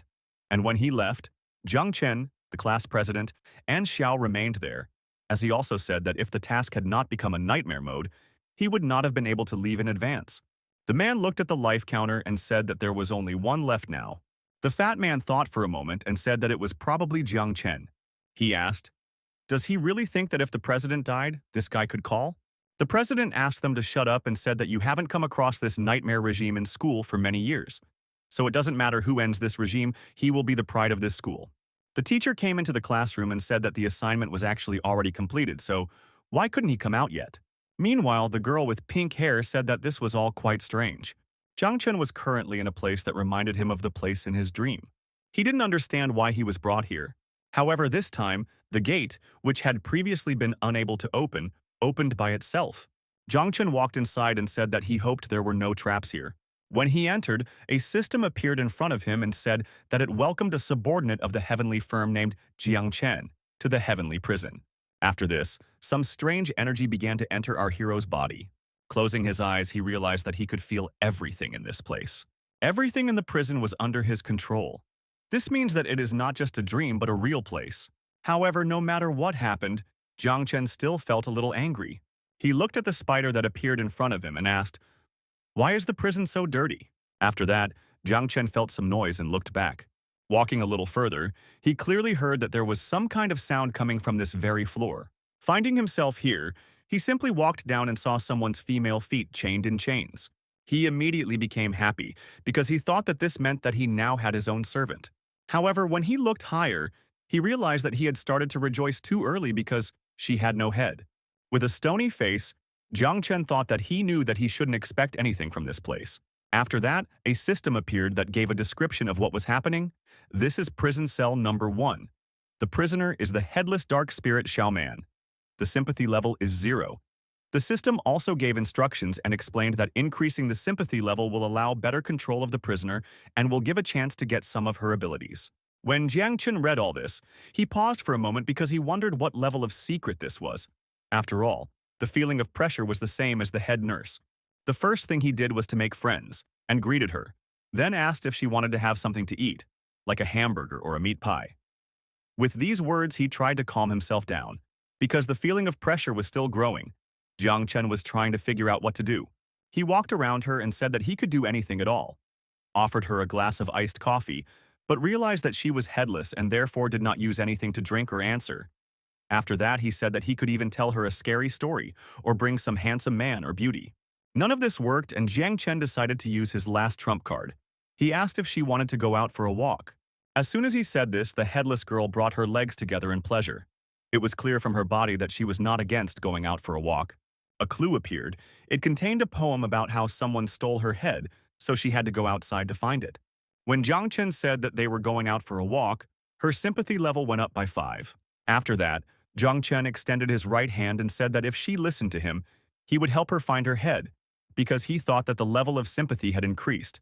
And since he had played hundreds of similar computer games, for him it was easy, and he would make her fall in love with him in no time. However, even though Jiang Chen extended his hand, the girl began to speak out of nowhere. She asked, did Jiang Chen really think that he could control her? After that, she used her power and sent out strange spiritual chains, saying that she could destroy such a destroyed person as Jiang Chen with just a flick of her fingers. However, as soon as she used her powers, the chains immediately broke. Jiang Chen smiled and said that it seemed like she didn't understand the situation she was in now. After that, he took out a scroll and said that she only had 2 choices. He threw it on the floor and said that the first option was to sign the contract and become his subordinate spirit. And the second, if she refuses, she will die. The girl picked up the contract that he had thrown on the floor and began to read. The conditions are pretty funny, so let me spell them out in full. The first points were that she would not cause him any harm and would protect him, but then the nonsense began. In the 4th point, it was written that she was obliged to love him with all her heart and soul. In the 5th, that she was obliged to do housework and prepare late snacks.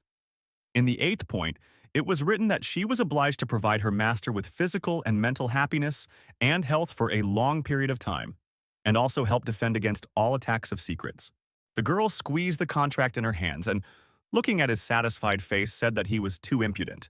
After that, she read one of the points out loud, which said that when the owner is lonely and feels empty, she should provide him with warmth and care by turning her body towards this guy.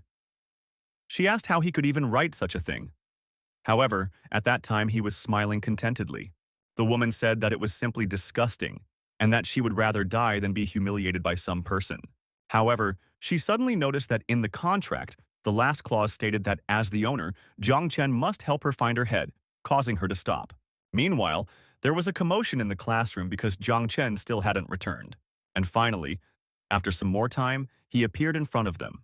Looking at his hands and checking that everything was in place, Jiang Chen was glad that he was finally able to return back. The principal and teachers were very surprised that it was Jiang Chen who showed up. And those who believed in him said that it was amazing that he was actually able to complete this test.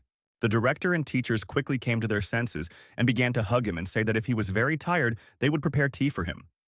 The teacher tried to examine his body for injuries and said that even before that she'd seen enormous potential in him. Jiang Chen tried to respond. However, the principal stopped him and said that there was no need to be embarrassed, because Jiang Chen had ended the nightmare regime and he was the ray of hope for this school. Jiang Chen looked at him with restrained anger and said that he was not embarrassed at all. It was just that this tea was too hot. The director immediately took the cup from his hands and threw it to the teacher, saying that she should quickly remove it so as not to harm the hands of their hero. While all this was happening, a girl with pink hair suddenly entered the room. She didn't tell me that she wanted to go out and talk to him one-on-one. Jiang Chen wondered why Ye Qin, the beauty of their school, needed him. Zhang Chen smiled stupidly and thought that his protagonist aura had probably activated and this beauty had suddenly fallen in love with him. Zhang Chen accepted her proposal and they went outside. Qin looked into his eyes and congratulated him on completing the test, and in nightmare mode at that. Zhang Chen said with a smile, "Something can't be compared to her because she even signed a contract with a secret." Inside, he decided that for now, he won't tell anyone about the headless girl in the heavenly prison. Qin smiled and asked what he was talking about, because he also signed a contract with a secret. Otherwise, how could so many of his classmates have died? Zhang Chen looked at her in surprise and froze in place. He mentally turned to his secret and asked what was going on and why did she know about Xiao's existence. The headless girl appeared and asked if Zhang Chen knew anything about this, then added that after signing the contract, the subordinate spirits could interact with each other. Zhang Chen adjusted her hair, thinking that it was his mistake, because he wanted to hide the fact that he had signed a contract with a secret. Qin got tired of standing silently and asked how many items the spirit asked him for. Zhang Chen looked at her in surprise. Qin meanwhile summoned her spirit and said that Zhang Chen killed Li Xiaoxiao and Jia Hao, so there was no need to pretend that he didn't know anything, because they both signed a contract with the spirits, which is why those 13 people from their class died. Zhang Chen mentally addressed his spirit and asked if she knew of anything like this, to which the headless girl replied that people are always at a disadvantage when entering into a contract, and equal contracts practically do not exist. Looking at the girl and the spirit, the headless girl said that she was jealous when she realized that their contract was better, and also said that Jiang Chen should be grateful because she treated him well. Meanwhile, our hero's view changed because he realized that those 13 people who did not return from the tests left her as victims and were given as objects. Qian took out her phone and started looking for something in it. She said that he shouldn't be so nervous about this issue. After that, she showed him the QR code of her contact information to get to know each other better, and explained that if nothing strange happens, then they should be the only ones who have a contract with a secret. Meanwhile, ordinary people were informed that the tests in the secret world at the Tianqing school had already been completed. Therefore, the list of those killed in the test will now be announced. After this, the names of all who died in this test were announced. Zhang Chen, meanwhile, had already moved away from Qin and was walking with his spirit. The headless girl was saying that there would definitely be problems with this girl, so she could kill her. Zhang Chen collapsed and asked how such a beauty could kill someone every day. After that, Zhang Chen explained with a smile that this can only be done in the secret world. But if she does this in the real world, she will easily attract trouble. And also added that if she does such things in plots, there will be quite sad consequences. This is how Jiang Chen thought inside that, in addition, Xiao does not belong to the secrets from the secret world, so she cannot tell anyone the existence of the heavenly prison. Xiu thought about it and said that the owner was right and she would listen to him. Jiang Chen looked around and saw behind Fifth how people whose children had died refused to believe it and were making a fuss. Xiao noticed that her master was sad and asked if he really sympathized with them, to which Jiang Chen replied that he did not sympathize much, but after all, this is the real world and real life. And despite the fact that they were forced to participate in the test, however, the school did not take away the students' right to leave the secret world at any time. And if they really did not want to participate, then most would have left immediately after moving to the secret world. And one way or another, it was their own choice. Suddenly, the hero heard someone calling him by name. A red-haired girl came up to him and said that he was a bastard, because she had been screaming for a very long time and he had not paid attention to her the whole time. Jiang Chen walked up to his sister and apologized for not hearing her, explaining that he was simply thinking about his own business. After his sister came up to him, she patted him on the head and said that it was time for them to go home, because his sister was going to cook his favorite pieces of boiled pork in spicy Sichuan sauce. They headed home together. On the way, the sister said that she was very glad that Jiang Chen was okay, because she heard that 11 people from his class died. After that, she immediately began to say that there was nothing good in the secret world, and with his grades, he still would not enter the university, so she had already found a good job for him. Xiao didn't understand what was going on and asked, "Is this woman really forbidding the master to go to the secret world?" Xiu tried to kill our hero's sister, but she hid it and said that in this world no one can be killed, and also reminded that this is his sister. The sister didn't see the invisible spirit, so to her, Jiang Chen was just fighting with air. After calming his spirit, Jiang Chen suddenly said that he had actually passed the test, completed the nightmare mode, and the test quests. The sister looked at her brother indifferently, and then she rolled her eyes and said that if he couldn't drink, he shouldn't have started. After that, she took him by the hand and told him not to fool her because she knew his real strength. Holding hands, they headed into the house. On the way, his sister told him to come back immediately after resting because he still needed to find clothes for the graduation ceremony, and also said that no matter what grades he got, he would no longer go to the secret world, and from now on, he would not work in the factory. Jiang Chen tried to explain that he was really telling the truth, but she did not believe him. The day of the graduation ceremony finally arrived. Jiang Chen sat relaxed in the students' seats and thought that working in a factory was not for him, and that in this life he would never work there. After that, he thought about the fact that he has a good academic performance, and he thinks that he will receive universal praise because of this. For those who do not know, in this school they try to hide the grades of each student only if rumors are not spread among odnoklassniki. While Jiang Chen was thinking about this, his acquaintance suddenly came up to him and asked if she could sit next to him. It was Qin, with her usual cold gaze. Jiang Chen looked at this girl and asked why she didn't sit with her class. However, Zhou suddenly told her master that he should forget about her because something was happening now. Jiang Chen asked his spirit, what was she talking about? But Qin suddenly told Jiang Chen to look at the director because everything was about to start. Looking at the director, Jiang Chen asked, did his wig just fall off? Suddenly, drops of blood fell on the director's microphone. Then, a moment later, as if from nowhere, people appeared hanging upside down. One of them went down to the director and whispered something in his ear. Panic immediately began because ghosts appeared in the building. Students tried to find where the teachers were who were able to fight them. Suddenly, a man in military uniform appeared in the building. Looking at this whole mess, he called the students a bunch of scum who had learned nothing from the test. After that, he explained that what they had just seen was some kind of invasion of the spirit that was inside him. The man's name was John Yoon, nicknamed Illusion, Squad 3.033. Looking around the territory, he said that he was disappointed with their behavior, and for him, it was just funny. The rest of the students were ashamed, while John said that if the younger generation is like this, then the country has no future. As he said this, he noticed something. He already knew about Chen from what his superiors had told him, and now he noticed that this guy was truly amazing because he hadn't reacted at all.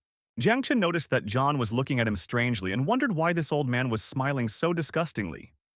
Could it be that the protagonist's aura had worked, and even men were falling in love with him?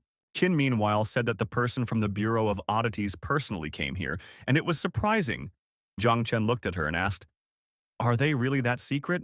Qin realized that Jiang Chen didn't know anything, and explained to him that in the past years, universities would deliberately create a fuss around admissions to test the reaction of new students and see if the students' grades were true.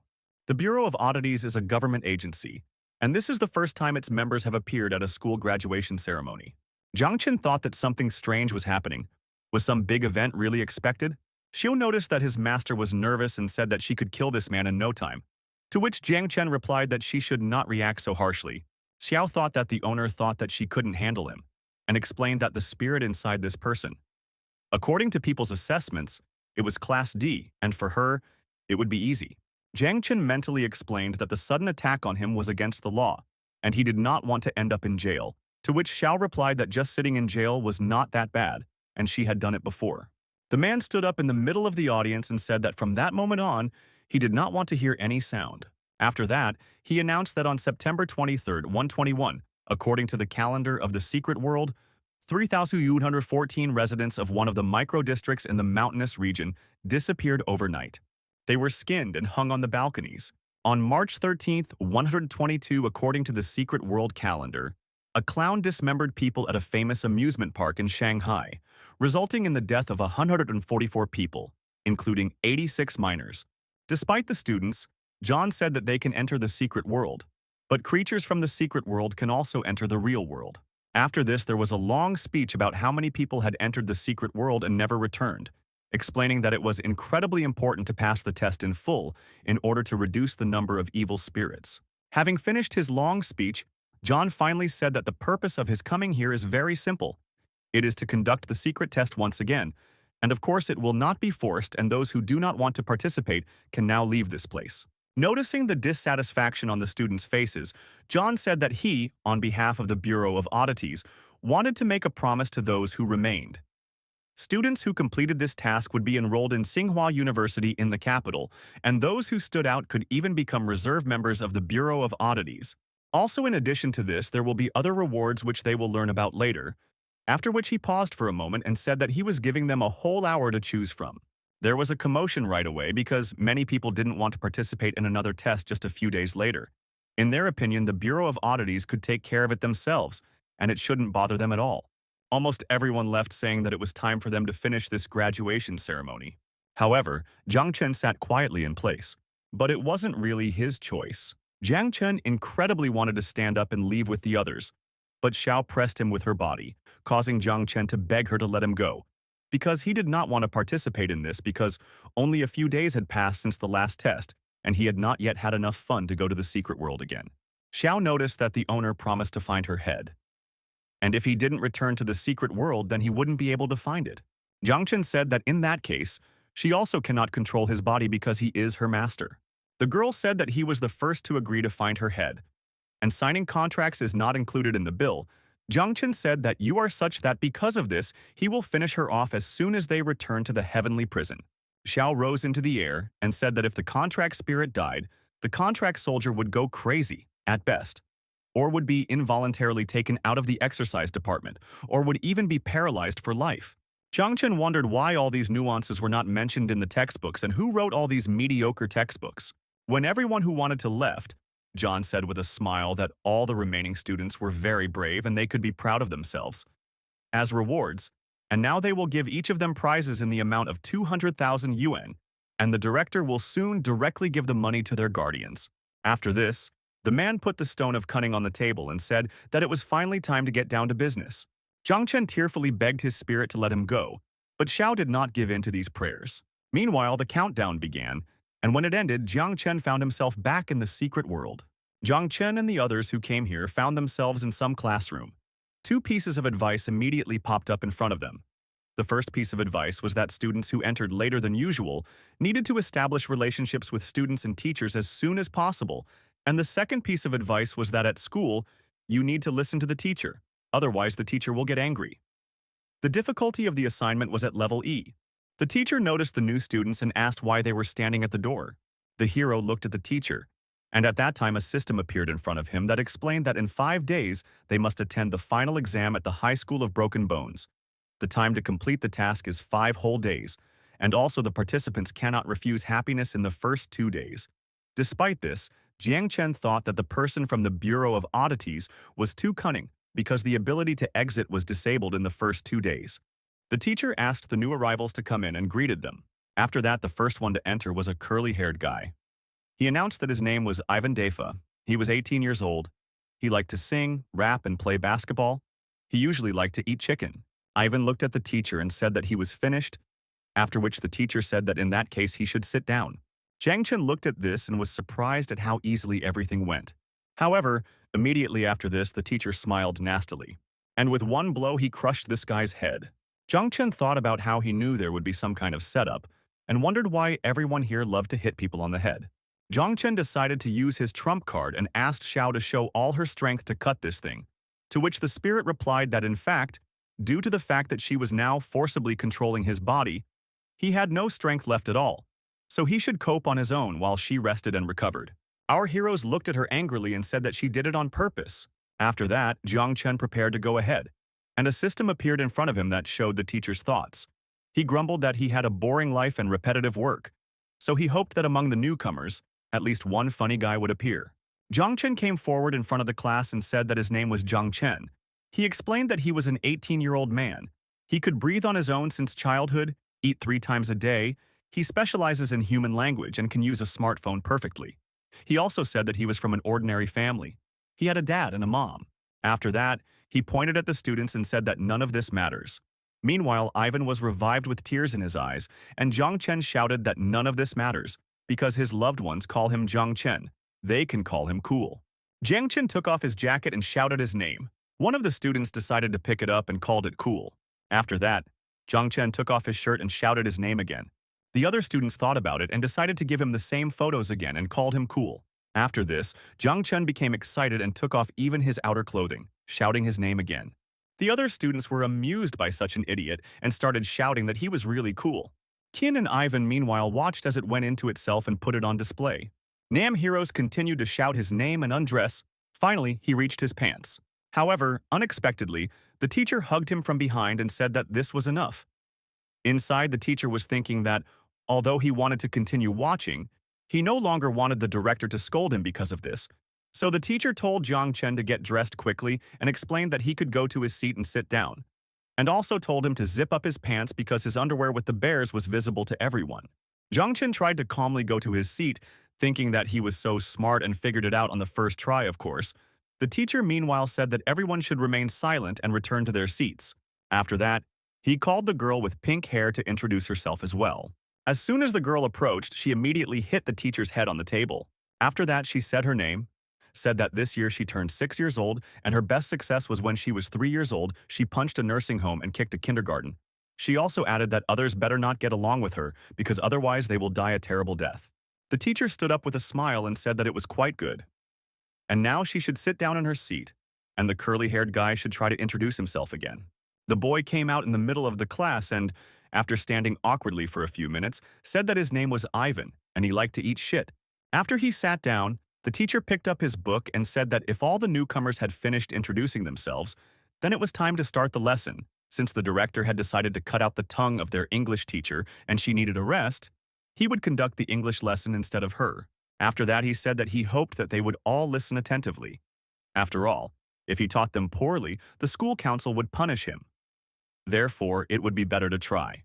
Jiang Chen thought that this mysterious world was too modern, and these guys literally knew everything. He also wondered, do they even have TikTok? After this lesson, lunch began and everyone headed to the dining room. Ivan said that it was all over for him, because from the very beginning, he now had no opportunity for resurrection, so he did not understand how he was supposed to pass this test at all. Sadoy said that in their class too, everything was not so quiet, because his classmates took the head of one guy and started playing football with it. Jiang Chen also said that it is quite harsh here, because if you answer incorrectly, your arms will be broken, but with this teaching method, anyone can get into Harvard. The guy with the pot on his head looked at what he was given instead of food, and said that it looked like there were 5 of them in this scenario, so just in case, he suggested working together and exchanging information. His name was Yang. And the gray-haired Hu, he said that the guy with the pot on his head was true, so they should not help each other in order to achieve maximum efficiency. Chia took the monster's eye and said that there was no need for that because it was their first day here and there wasn't much useful information, but they would soon be assigned to dormitories. So if they lived in the same room, they would be able to take care of each other. Jiang Chen asked excitedly, does she mean that in this school, boys and girls live together? Night has finally come, time for rest. Jiang Chen went to the room he was assigned to and saw that there were 2 beds, and on one of them there was women's underwear. Jiang Chen, with tears in his eyes, thanked all the gods because, thanks to their will, in the secret world he can realize his dream and live together with the sweet girl. As Jiang Chen's friend noticed, someone else appeared behind him. It was a strange man. He greeted our hero and said that it seemed that since he was a newbie, he was not yet familiar with the rules. Therefore, considering that he had transferred, the man decided to tell him again about all the rules. After that, he leaned over a little and said that, firstly, the lights in the dormitory turn off exactly at 9 p.m. So after that time, you can't lean over around the area. And secondly, it is now strictly forbidden to enter the old dormitory building. The man also explained that since there was not enough space in the dorm, they decided to mix girls and boys, and if a neighbor of the opposite sex lived in his room, Jiang Chen should remember one thing. The man smiled and said that it was impossible to make her pregnant. After that, he hummed some melody under his breath and left the room. The system appeared in front of our hero and said that, as the commandant of the boys' dormitory, this man is now very happy to answer for the girls too. And for the safety of his students, he specially installed surveillance cameras in the rooms. Jiang Chen thought that despite the fact that he looked simple-minded, in fact, he is a real pervert.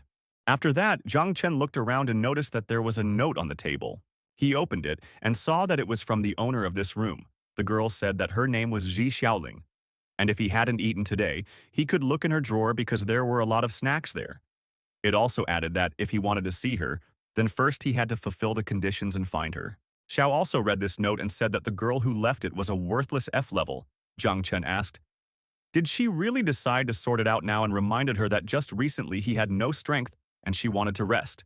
Xiu explained that she lied because Jiang Chen would not be able to develop if he did not solve his own problems. After all, when you are not around her and he will have to solve everything himself, Jiang Chen did not pay attention to her words and opened the drawer. Because of this, the spirit got angry, and said that he was too cruel to her when he ignored her. Looking inside, Jiang Chen was happy because there were a lot of delicious things there, but he regretted that there was no cola. After that, the guy finally looked at his spirit and said that he couldn't force her to deal with some F level, and said that he wasn't ignoring her at all. Inside, he was thinking that the food in the canteen was impossible to eat, and there were no vending machines here, so for the next 5 days he would have to rely on his neighbor and borrow food from her.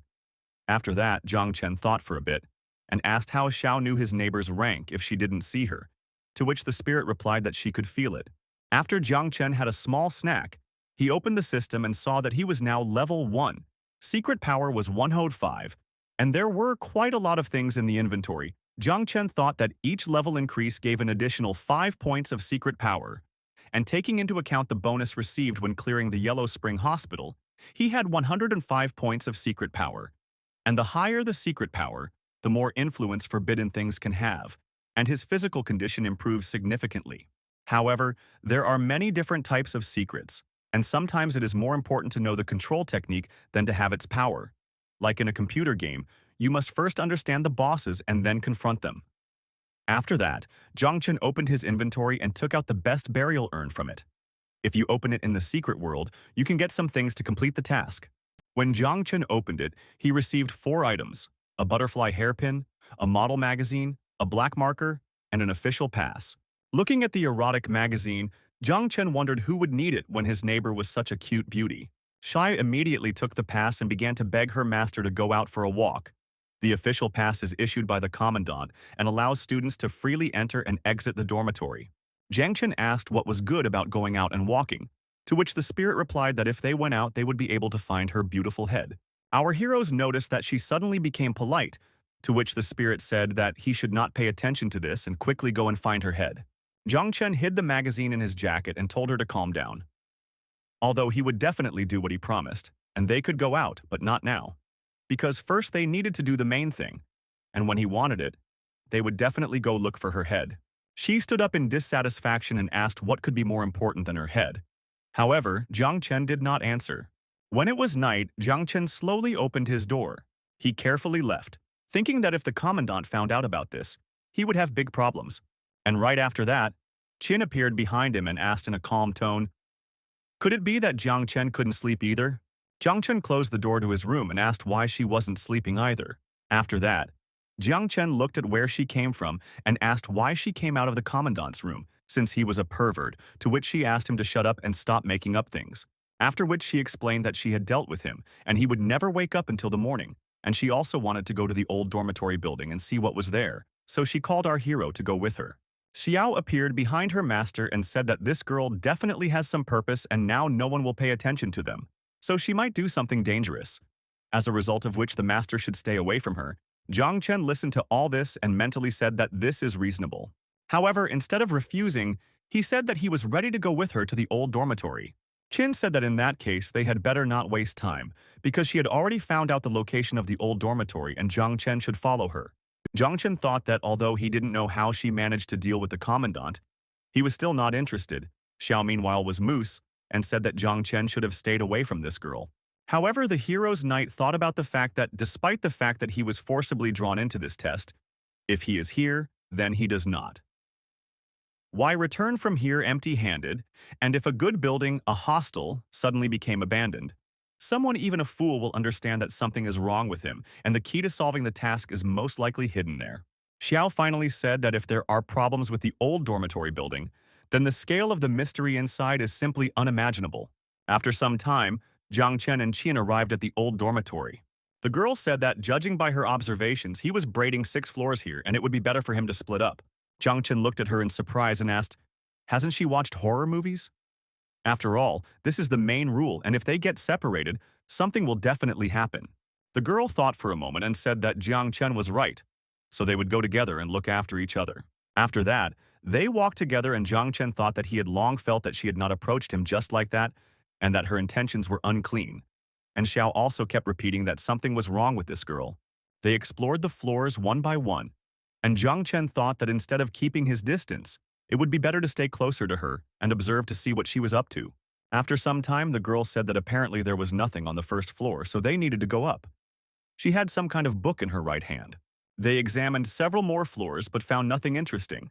And finally, we reached the 6th floor. Once here, Xiao immediately appeared and warned her master because she felt that something was wrong here, especially on this floor. Jiang Chen looked around and said that indeed, it was too clean and quiet here. And in such a half-ruined dormitory building, there was not a single clue, as if the key to the solution was specially hidden. Suddenly, Qin couldn't open the door. Jiang Chen asked what happened. The girl looked at the icon for room 614 and said that it was strange because it was already the last room and it didn't open. Suddenly, a rotten smell appeared in the air, and then the bell rang. Everything around changed instantly, and some sounds began to come from the rooms. Qin shouted that it was a trap and started running away. Jiang Chen tried to stop her, but the girl didn't listen to him. She told her master that she actually said that something was wrong. After this, some dark entities began to appear from the doors. Within seconds, they filled the entire corridor. Xiao ceased to be a spirit and sank to the ground. After that, she created blood chains and said that for a short time she would go into physical form to help her master fence himself off from them. But she could not stay in this form for long outside the heavenly prison, so he had better escape from here as quickly as possible. Jiang Chen asked, "Can she really do that?" To which she replied that now is not the time to explain because there are so many secrets and she cannot contain them for long. Jiang Chen stood behind her and thought that the local secrets had not been revealed from the very beginning. But as soon as they reached the 6th floor, they all immediately appeared. Jiang Chen thought that perhaps their goal was to lure them deeper and set a trap. However, he immediately discarded these thoughts. Because if they wanted to set a trap, someone would have surrendered when the heroes went into the dead zone and would have already attacked there. But instead, it seems like they are preventing anyone from entering room number 614. Meanwhile, the secrets were woven into one huge one. She had already prepared to use all her strength to defend herself from them. Suddenly, Jiang Chen unexpectedly grabbed her hand and pulled her into one of the rooms. He did this with the thought that what was started could not be stopped, and he did not want his efforts to be wasted. However, he pulled his spirit too hard, causing them to fall to the floor together. Xi stood up holding her master's head, saying that Jiang Chen was going full speed ahead because she said that she was going to detain them, but he walked straight into this room instead of running away. Jiang Chen just looked at her and she asked why he was silent, asking him to quickly find a way to get out because she did not want to die here with him. However, instead of words, Jiang Chen directed her body to see something. The spirit looked back and they saw some girl standing near the window. The girl spoke in a sad voice about how she and her lover were separated by mountains and seas, but mountains and seas cannot be leveled. She continued to carry on with this nonsense about how the sea can be crossed in boats and mountains can be crossed by paths. After that, she looked with a blissful face at the one who entered this room and said that love is capable of conquering mountains and seas, and this thought has not left her for a long time. After exchanging glances with her, Jiang Chen wondered if she was a ghost or an NPC, since her appearance was very different from ordinary girls. After that, a system appeared in front of him that showed the thoughts of this girl. There was again nonsense in verse, like about unrequited love. Xiu meanwhile held the door and begged her master to finish quickly because, according to her calculations, there were at least more than 10,000 likes, and if they entered here, they would simply drown everyone here. Jiang Chen understood everything and asked her to be patient for a little while longer. After that, he grabbed the unknown girl's hand and asked her to go with them. However, as soon as he touched her, her body immediately turned into hundreds of butterflies, and the system congratulated its owner on receiving a hint and unlocking a task called "Evil Tongues Are Scarier Than a Gun." Looking at the butterflies flying away, Jiang Chen wondered, did she really leave nothing behind and just give a task and leave? Xiao, meanwhile, was already at her limit and could not hold back all these spirits. Deciding that her slow-witted master would be messing around here for a long time if he was given free rein, she jumped away from the door, grabbed him by the clothes, and shouted that there was no more time, so they were leaving. After that, she climbed out the window and took him in her arms, asking him to hold on tightly. Jiang Chen said that if you fall from such a height, you can easily say goodbye to your life. Xiao didn't pay attention to his words and jumped out of the window. Qin watched this in surprise. Jiang Chen had already prepared himself for death and was screaming at the top of his lungs. However, contrary to expectations, they landed calmly. As soon as Jiang Chen found himself on solid ground, he immediately climbed down from his spirit's arms and vomited. Afterwards, he dried himself off and said it was much more exciting than the free-fall ride. Qin walked up to him and held out her handkerchief. Jiang Chen wiped himself off and she asked why when she told him to leave he didn't run away with her, to which Jiang Chen replied that he just chickened out and ran to the restroom. When some girl heard her, her gaze immediately changed. She asked in a serious tone. Did Jiang Chen find a clue or unlock a quest? Jiang Chen looked at her and told her to try to guess, to which she asked him to guess whether she would guess or not. Jiang Chen threw her a handkerchief, vomited, and said that in that case he didn't have to guess, and could just say that he received something. After that, he walked confidently back to his room. However, I unexpectedly heard that she was offering to buy the lead for $100,000. Jiang Chen immediately turned around and said that he was not that kind of person, and all the screensavers were obtained due to his abilities, so she should not even think about using money and thereby insulting him. The girl said that she was ready to offer $200,000, but Jiang Chen again refused. After that, she grabbed her head and said that in that case, they could make a deal. Jiang Chen raised his head up and said that in fact the clue is in room 614. There is a very beautiful girl with big breasts there. However, you need to be careful because this building is teeming with secrets and you need to be careful not to die there.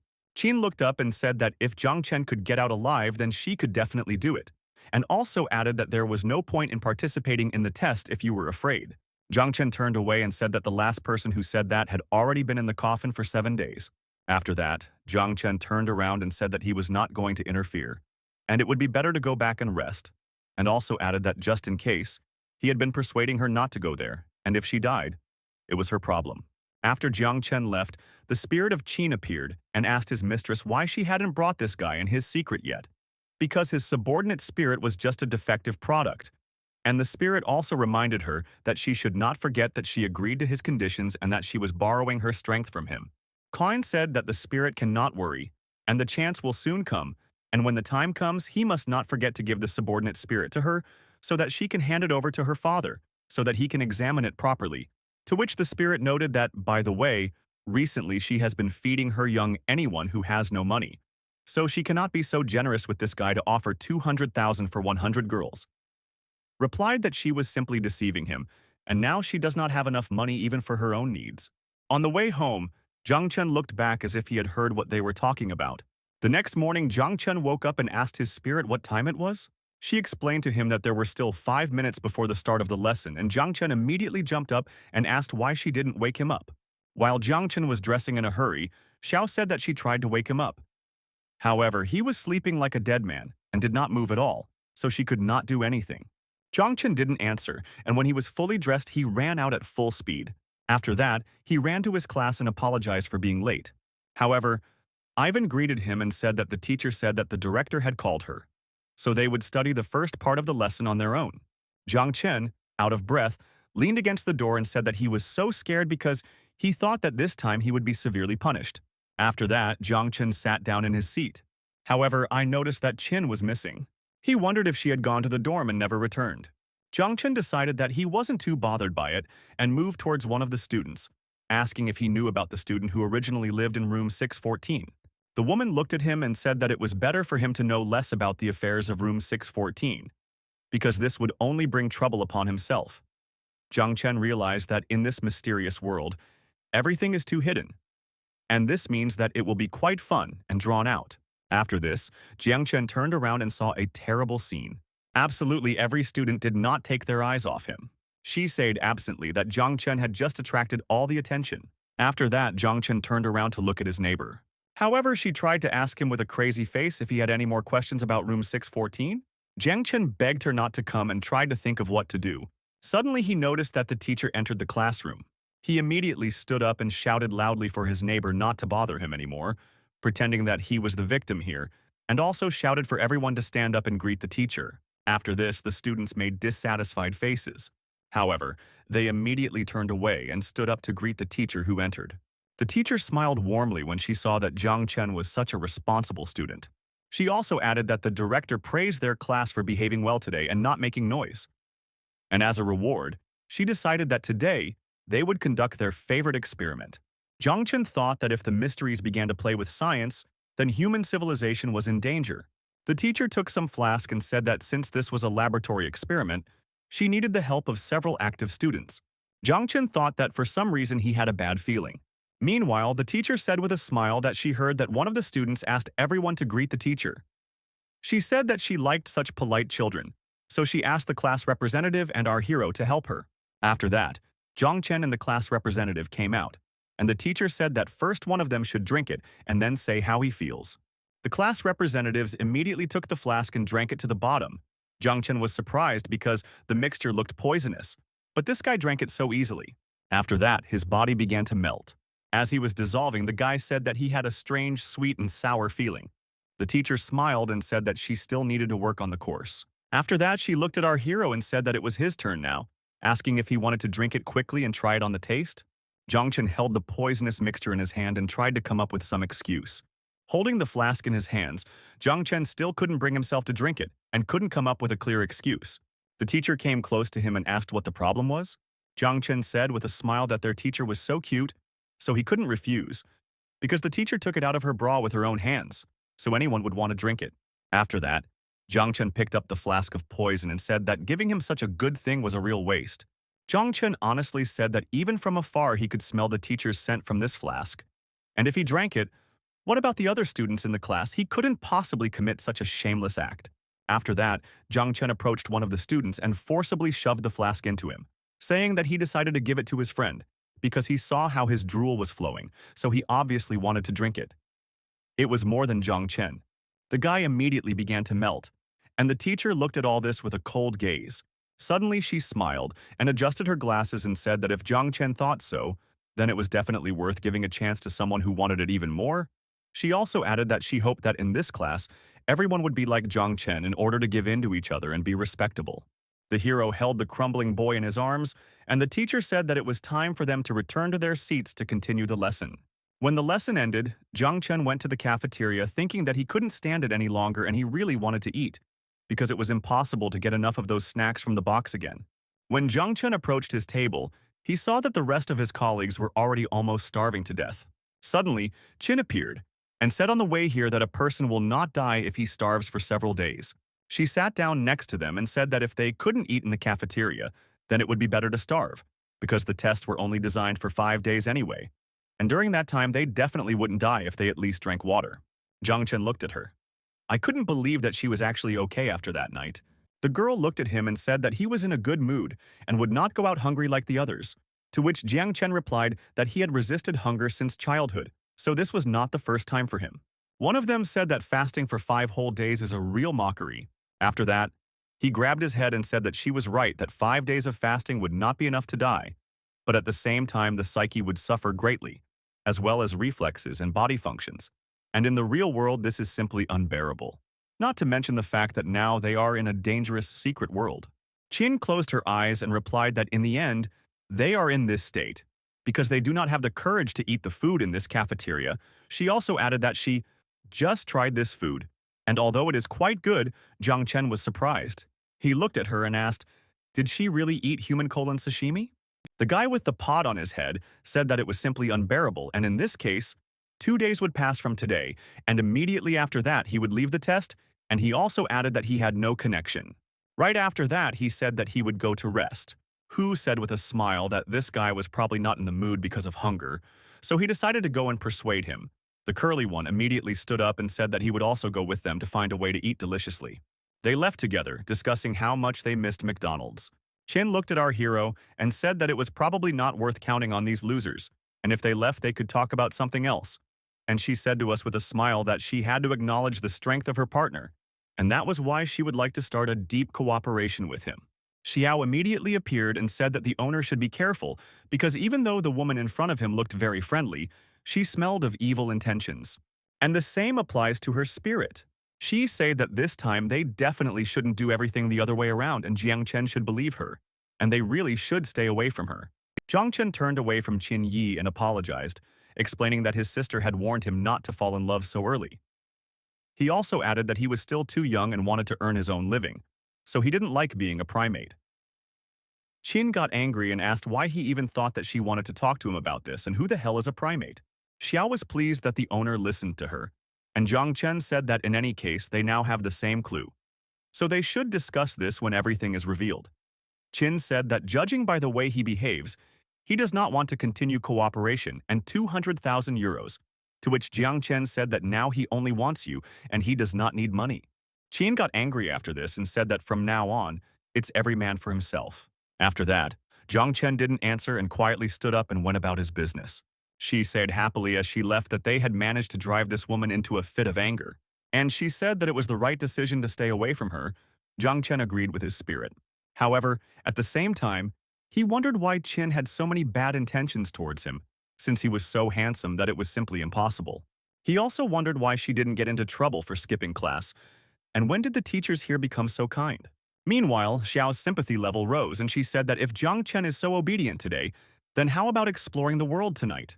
The sympathy level had already reached 38, and the system said that when the level reached at least 50 points, Jiang Chen would be able to extract some of her power for himself. However, Jiang Chen was thinking at this time that there was no progress in this trial. So, it was much more difficult than the Yellow Spring Hospital, and he needed to find a way to quickly deal with it.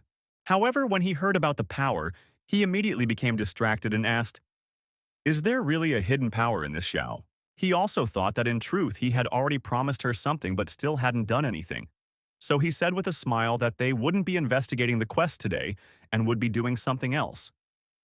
From this news, her body even trembled with impatience. After that, Jiang Chen said with a smile that since he had promised to take a walk outside the school, they would go there right away.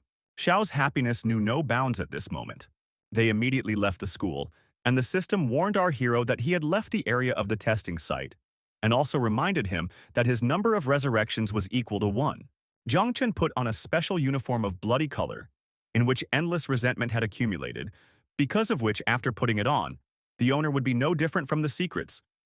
Xiao laughed at this, and Jiang Chen was indignant because the clothes turned out to be women's, and he even felt the wind between his legs. Xiao continued to laugh, causing Jiang Chen to yell at her and tell her to shut up, since he was doing this for her sake, and also reminded her that since he had left the testing site, she had to protect him properly. Xiao waved her hand and said that he didn't have to worry about that because his life was equal to her life.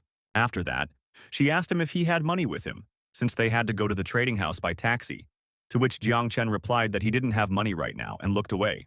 Xiao immediately flew up to him and put her hand under his clothes, saying that she would definitely return everything in double size. Jiang Chen blushed and asked why she was pawing at him, and also said that he would get everything himself. While they were discussing this, a bike suddenly stopped in front of them. Jiang Chen and Xiao looked at the stranger. It turned out that this woman had a torn mouth. Jiang Chen was created with only one question. Why did she appear out of all the mysteries? The woman with a torn mouth asked after an awkward pause if Jiang Chen had really changed his orientation, to which the guy replied that he had thought about many situations when they would meet again, but he did not expect it to be exactly like this. The woman with the torn mouth agreed to take him to the right place. Jiang Chen said, on the way, that he was lucky that they could meet in such a place, and asked her where she was going, to which she replied that she had eaten many people, so she was going to the Yellow Spring Hospital to buy digestive pills. And because of this, there was an awkward pause in the air again. Jiang Chen thought for a moment and said that he had done bad things to her before, so he apologized. And moreover, he was very grateful because her scissors had been very useful to him, and with their help, he had solved 100 problems. However, as soon as he said this, she suddenly slowed down. Let this one get up, take off her helmet, and order him to get off that bike. After that, she started kicking him and saying that he should be ashamed because he was using her scissors and completely forgot about her. Xiao watched this and thought that it turned out that her master had a lot of debts outside of school.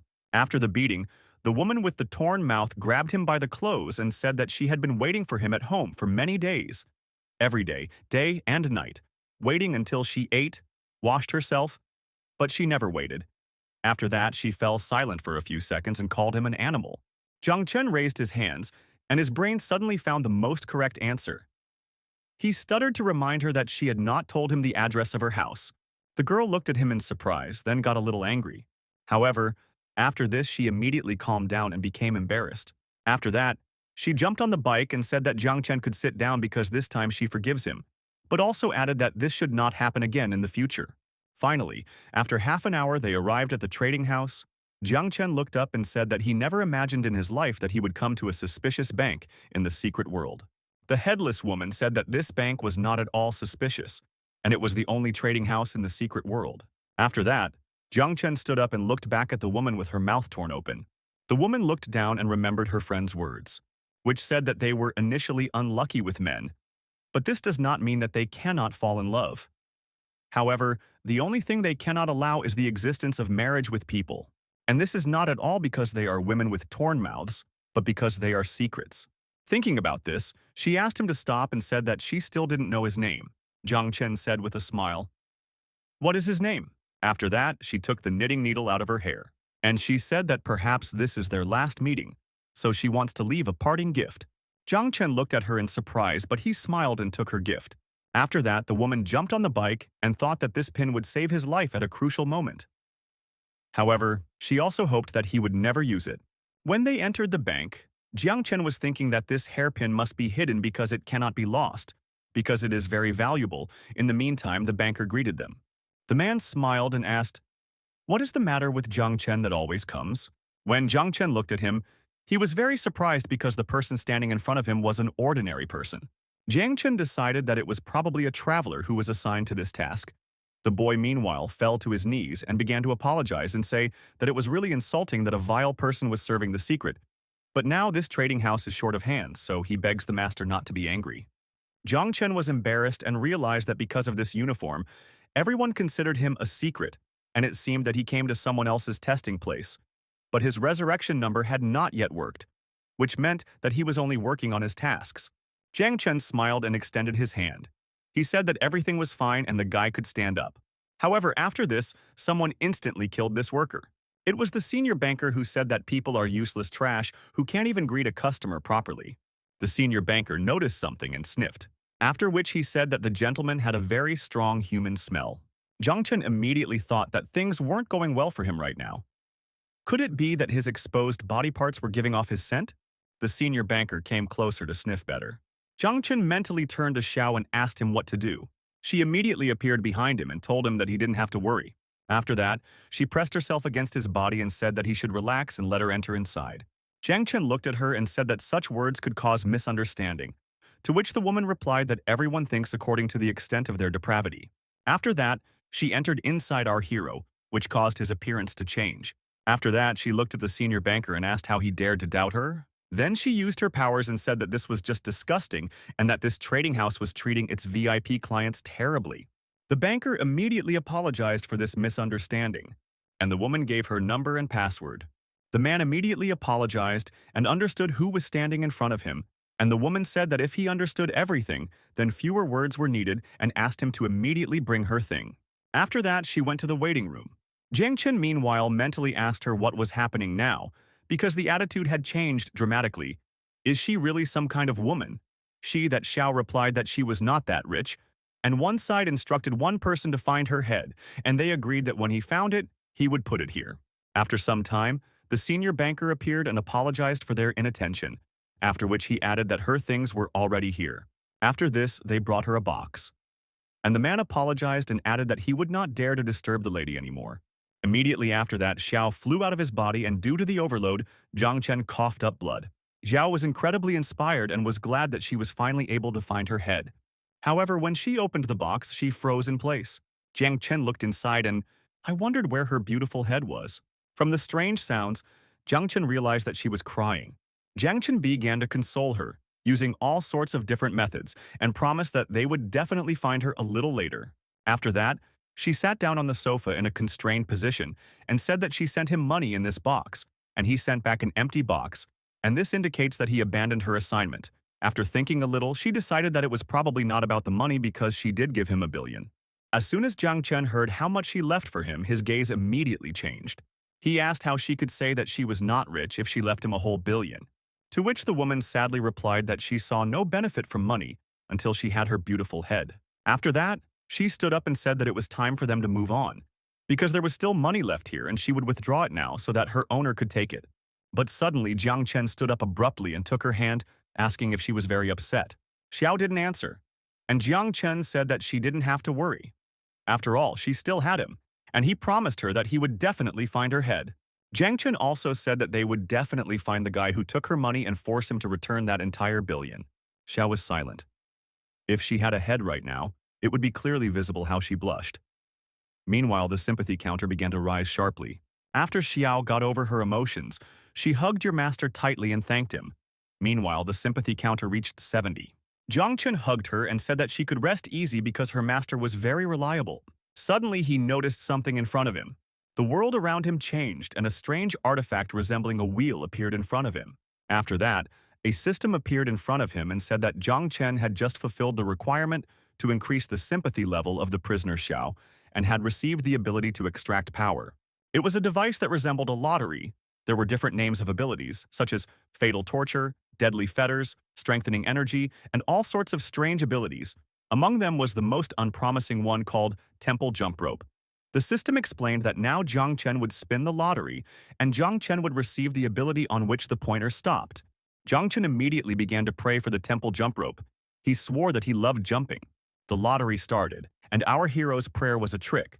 Because he knew that the more you want, the more you can't get. This is called with an I. That is why he begged for the temple skipping rope to fall to him. In this way, he mentally tried to reduce the chance of its falling out. However, a few seconds later, Jiang Chen stood in front of this lottery with a stupid face. Because the pointer stopped at the temple jump rope ability. After a few seconds of realization, Jiang Chen grabbed his head and asked the gods, why did his wish come true this time? But the arrow still continued to move, and finally stopped precisely at the strengthening of energy. Jiang Chen, with tears in his eyes, thanked the gods for helping him in his difficult moment. After that, Jiang Chen called a taxi and opened the system to read what energy strengthening is. Energy strengthening increases the strength and energy of the host, greatly reduces the impact of external spiritual attacks, and when used simultaneously with spiritual attacks, the strength increases by a certain amount. Jiang Chen immediately remembered that John used his spiritual attack to influence people's consciousness by creating illusions and instilling fear in them. Spiritual attacks can kill people. And they can also resist other people's spiritual attacks. This is equivalent to another condition of defense. So Jiang Chen clearly did not come out into this world in vain this time. Because of this, he laughed, and a Xiao asked him not to laugh so suddenly, like an idiot, because he was scaring her. Jiang Chen straightened up and said that he was just thinking about something good, and said that he was thinking about how beautiful his spirit's head would be. He began to fawn and say that it was of incomparable beauty like a tree peony flower.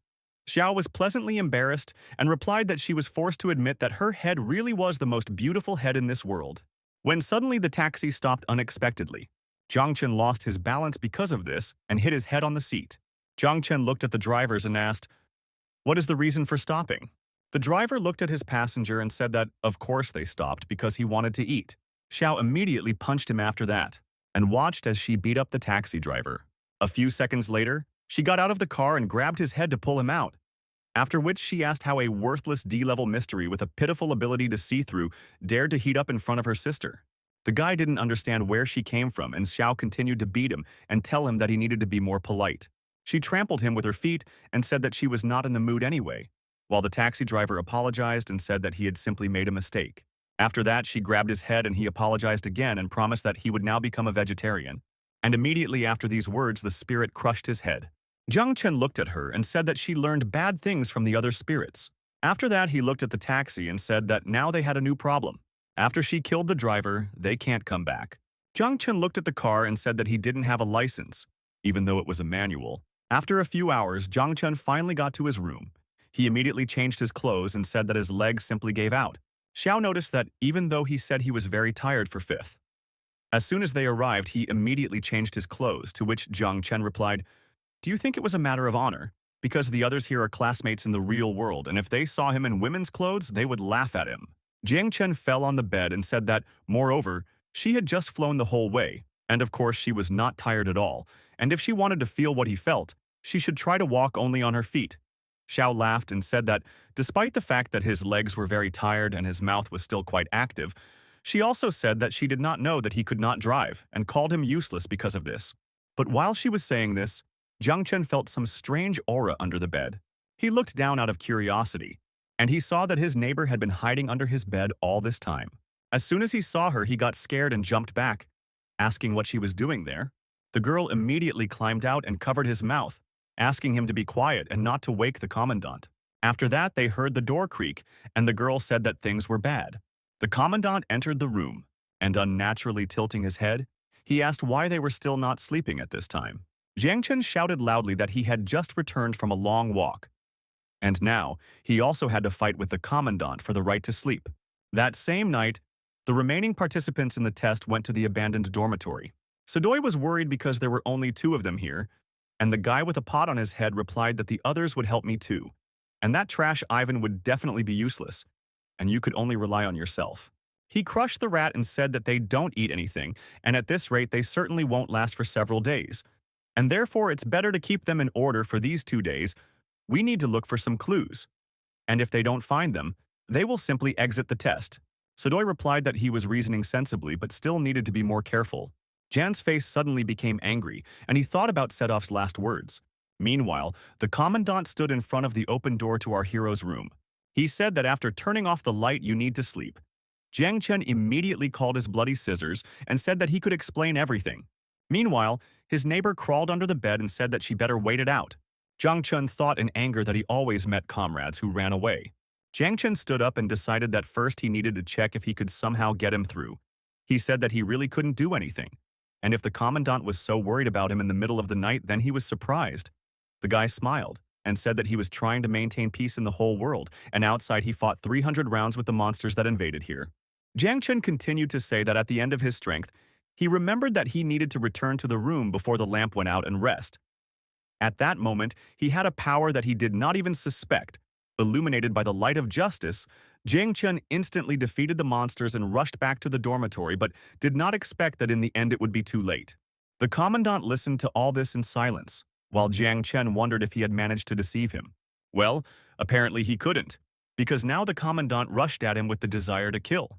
Jiang Chen immediately took out his bloody scissors and defended himself. Xiao appeared behind and said that it was just a level E mystery, and it was not interesting at all and only existed for show. To which Jiang Chen replied that he had a spark blazing from his mouth and his teeth were huge and sharp.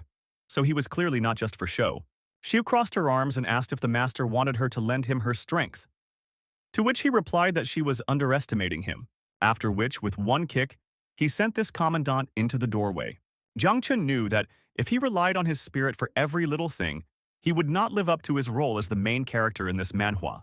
That's why Jiang Chen has to kill at least someone sometimes, but even if the monsters are only one level higher, they are still devastating in strength. Jiang Chen swung his bloody blade and prepared to cut off the Commandant's head. Meanwhile, in the real world, it was morning. The director entered John's room, and I saw that the man was getting ready to eat some doshirak while talking about how he had found his beloved. The director said that there were only a few hours left before the end of the 2 days, so they could lift the restrictions on return a little earlier. He also added that despite the fact that these children had previously completed their ordeal, this time they are forced to stay there for 2 whole days without the possibility of returning. And if something happens to anyone, it will be no different from intentional murder. John looked at the director and said that their bureau was certainly not looking for trouble on its head, and the director's words were indeed true. And in truth, it was not John who forced them to stay there for 2 days. Over the past few years, the number of secret intrusions has increased, and the stone has become unstable. The device of the stone became irreversible and unrepairable, so the Bureau declared that the mandatory ban on exiting the test was their idea. But in fact, it was just a clever trick, and another way to stabilize the situation in society. The man ate the noodles and said that, although it was not announced, this had happened several times before, and last time, their commander was locked in the secret world for 10 days. The director said that despite all this, they were still children. Having finished with the doshirak, John took out a wheelbarrow of cigarettes and said that, despite the fact that they are children, they are still their hope. After that, he said that he could tell why the Bureau of Oddities suddenly intervened in the award ceremony to conduct a test. In a normal course of events, these guys, after their first encounter with the secret world, enter university and begin their student life. And by the time they graduate, only a few of them become members of the Bureau of Oddities. The man took a drag on his cigarette and, looking up, said that given the increasing number of cases of events with secrets, 4 years was too long a period to wait. So it was decided that if outstanding travelers were found, they could be immediately accepted into the Bureau of Oddities if they agreed to it voluntarily. The director replied that direct recruitment is too much because a forced test in the secret world at 18 years of age is already generating discontent in society, and if they change the recruitment to high school, then even greater disputes will begin. John said that he was going to end this conversation because it was useless to talk about it, and someone had to step up and solve this problem because a few days ago, a mystery called Endless Fear appeared in the city. This secret can increase its power by creating fear in people's hearts, and this secret is only at level D, but he has already killed 2 C-level travelers, and even those below level C are already full of dead and wounded. And one of the dead has a child who is not even a month old yet. John looked at the ceiling and said that he was not very well read and could not tell about all this. But he knew one thing. The rise or fall of a state is the responsibility of every common man. When suddenly they heard the door open and John's assistant entered the room, she said that news had just been received from this commander. Endless fear was heading here. By the way, I suggest you Google why Donnie Yen drinks scalding soup. The assistant notified everyone who was in this room that the radar had detected that the speed of infinite fear was very fast and they needed to prepare for the collision as soon as possible. John stood up and asked how many students were in the school, and without waiting for an answer said that they all needed to be evacuated immediately. The director explained that there were a lot of first and second years, as well as several third years living far from home who had not had time to return. In a word, a lot of students. After some thought, he said that he would investigate the situation and that the director should immediately take all the children and take them to a safe place. But the assistant immediately took his hand. She said that John should also evacuate with the students because there is more than one secret there, and those same guys could also be involved. She began to beg John to stay, explaining that he is just support and there is no need to resist them. However, he immediately pulled his hand back and said that it didn't matter to him that he was just support, because there were at least several hundred students here. If the reinforcements were to come slowly, who else could guarantee their safety except him? The man confidently declared that if he joined the Bureau of Oddities, then he is not only a manager but also a fighter, and the children in this building are the future. Therefore, they must be protected at any cost. Meanwhile, Jiang Chen continued to fight with the Commandant in the secret world. He dealt blow after blow. However, the Commandant turned out to be a tough nut to crack. Jiang Chen thought about it and saw that they had been fighting for a long time. However, he had not moved a single hair. And besides, he was becoming more and more impudent, because at first the Commandant attacked him like a mad dog, and now it seemed like he was just having fun. Jiang Chen was thinking about how to come up with something to defeat him. Xiao put her hand on her master's shoulder and said that she could lend him her strength and it would be much easier. She also added that she said this with great respect. Jiang Chen asked with a smile, "Is she really the one egging him on like this?" Jiang Chen took a closer look and realized that even if he lost again, it couldn't be that he hadn't had a single scratch on him before, and most likely the problem was in this place. After that, he smiled, looked into his eyes and said, "That is, he thinks that he is so cool because he is on his territory, then he can forget about it because this is just a normal boost." After that, Jiang Chen took out an erotic magazine from his inventory, and he prepared to attack with it, swinging it. At the very last moment, he opened an erotic magazine in front of the Commandant. The man immediately stopped in place.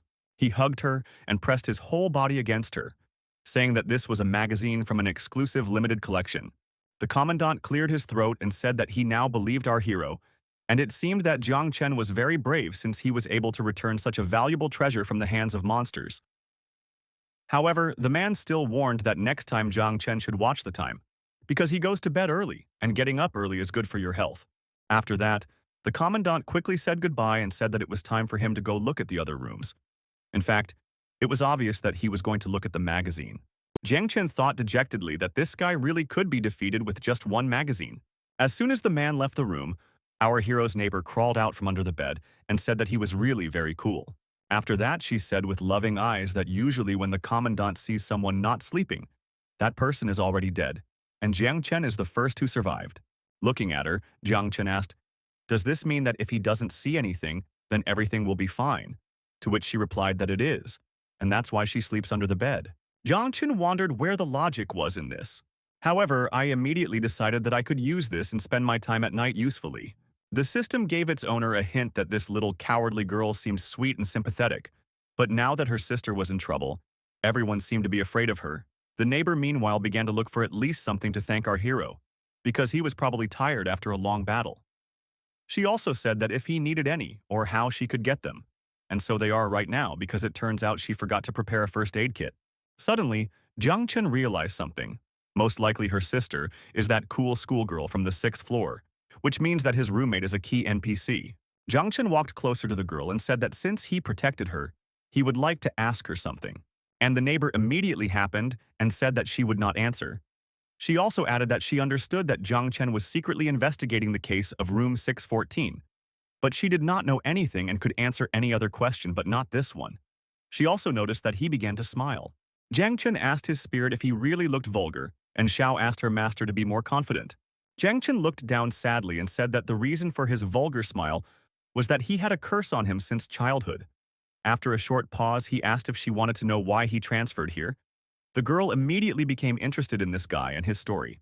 Jiang Chen meanwhile started to make himself a hero of a romantic drama, and said that it was because one of his teachers explained to him that there was a victim in this school who was waiting for Jiang Chen to save her. So if he could save her, then his curse would disappear and so would his depravity. Jiang Chen said that he asked many of his classmates, but none of them wanted to give him any hint. After that, he fell to his knees in front of her, took her hand and said that she was his last hope. Jiang Chen looked her straight in the eyes and said that as soon as he saw her, he realized that she was not like everyone else because everyone else was just stubborn. But she was not like that because only she saw through his vulgarity, and he sincerely wanted to tell her that she was the most kind-hearted girl in the whole world. The girl stood in complete shock in front of him, and Jiang Chen continued to say that she was his only hope. Xiao, after all this performance, she said that the girl in front of them was cowardly and not brainless, and she clearly would not be able to buy into such nonsense. But no. After all this speech, the neighbor asked if Jiang Chen was really telling the truth, which made the spirit surprised. Jiang Chen held her hand and said that of course it was true, and also added that he had little time left, and if he did not get rid of the suffering, then not only would his curse never be lifted, but even the victim would most likely die and be doomed to eternal suffering. Because of these words, the girl froze for a few seconds. After that, she found the courage to say that she agreed to help.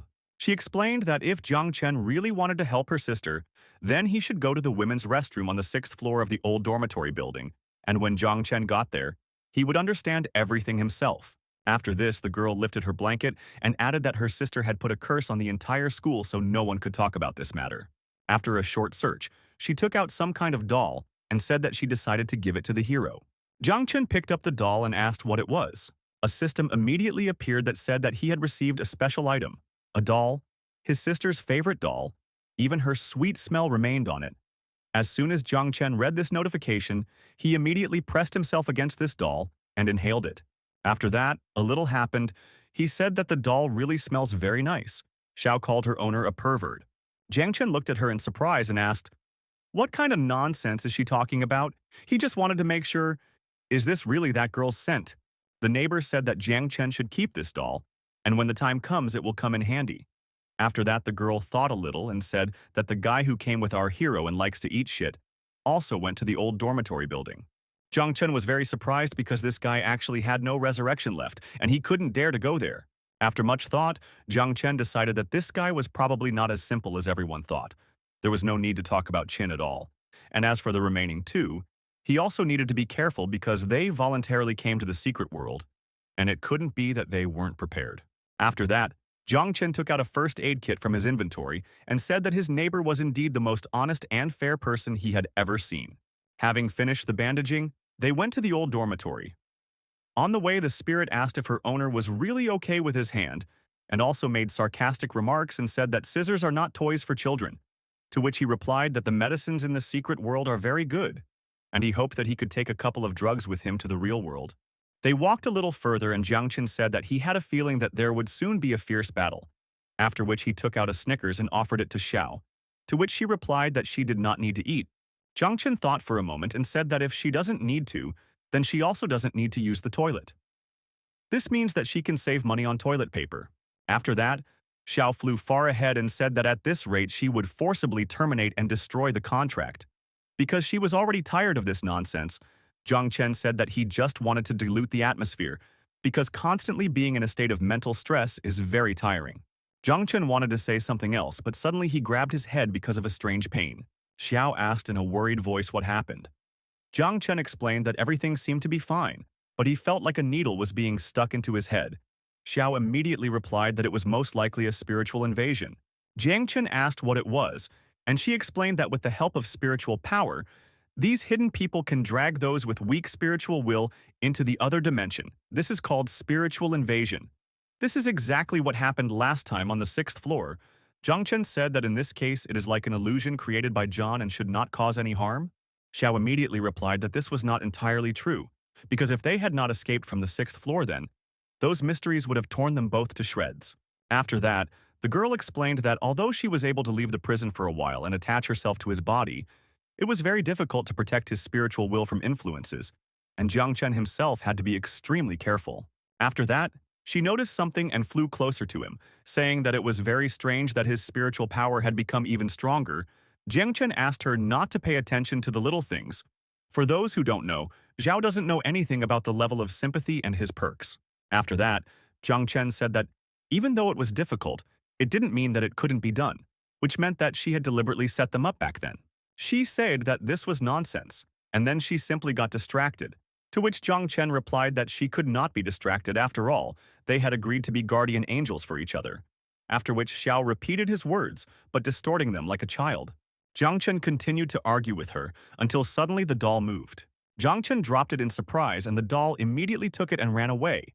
Jiang Chen asked in surprise if this was also some kind of spiritual invasion, to which the spirit replied that of course not, and told Jiang Chen not to rush to follow her. Jiang Chen stopped in place and looked at the direction the doll went. The doll stopped near the women's restroom on the 6th floor. After that, she entered there, and Jiang Chen also went there, thinking that the last time he went into the women's restroom, he saw something strange and incomprehensible. Once inside, he was pushed by the question, where did the damn doll go? Suddenly he heard someone breathing in one of the booths. Jiang Chen leaned against her and tried to understand whether it was a person or some kind of monster breathing. He also remembered that those who were sent to this world to feed me are now in their rooms and not sleeping. Jiang Chen decided not to stand on ceremony and kicked down the door to the booth. However, what he saw inside surprised him quite a lot. There was a beaten Ivan who begged not to kill him. He swore that he had seen nothing and continued to insist that he wanted to stay alive. Jiang Chen walked up to him and asked, what happened? However, as soon as Jiang Chen touched Ivan, Ivan immediately crawled back and continued to shout that he didn't see anything. Xiao looked into that toilet stall and said that his classmate had already gone crazy. His psyche was almost completely destroyed, and she believed that he saw something that could not be seen. Jiang Chen took out his first aid kit and said, and then, that he was not going to leave him in this state. And in such a situation, the only thing left to do was to resort to extreme measures. Xiao covered the place where her face should be. And Jiang Chen, meanwhile, began to take off the pants from this guy, and shouted that he would now receive double life-saving, while even begged to let him go and leave him alone. Jiang Chen didn't listen to him and stuck the syringe right into his ass. After that, the guy passed out for a while. And when he came to his senses, he looked around and asked where he was and why his pants were down. As soon as he saw Jiang Chen standing there, Ivan immediately rushed to hug him and thank him for his help. But Jiang Chen asked him to move away because his clothes were actually clean. Jiang Chen looked at him and asked why Ivan was here, since he had no resurrections. And at 12 o'clock, he could have already exited the test.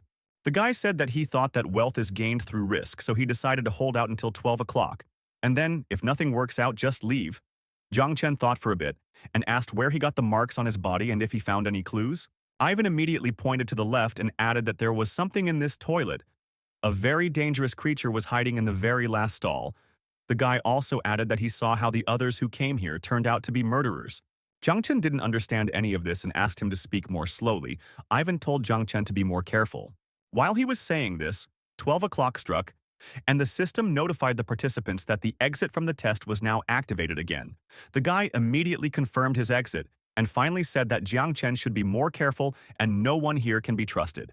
After that, he disappeared from this world, and Xiao asked her master to look outside first. Jiang Chen looked at her in surprise and asked, could it be that they are not alone here? After that, he looked outside and saw that there was a crowd of his classmates. Jiang Chen greeted thoughtfully.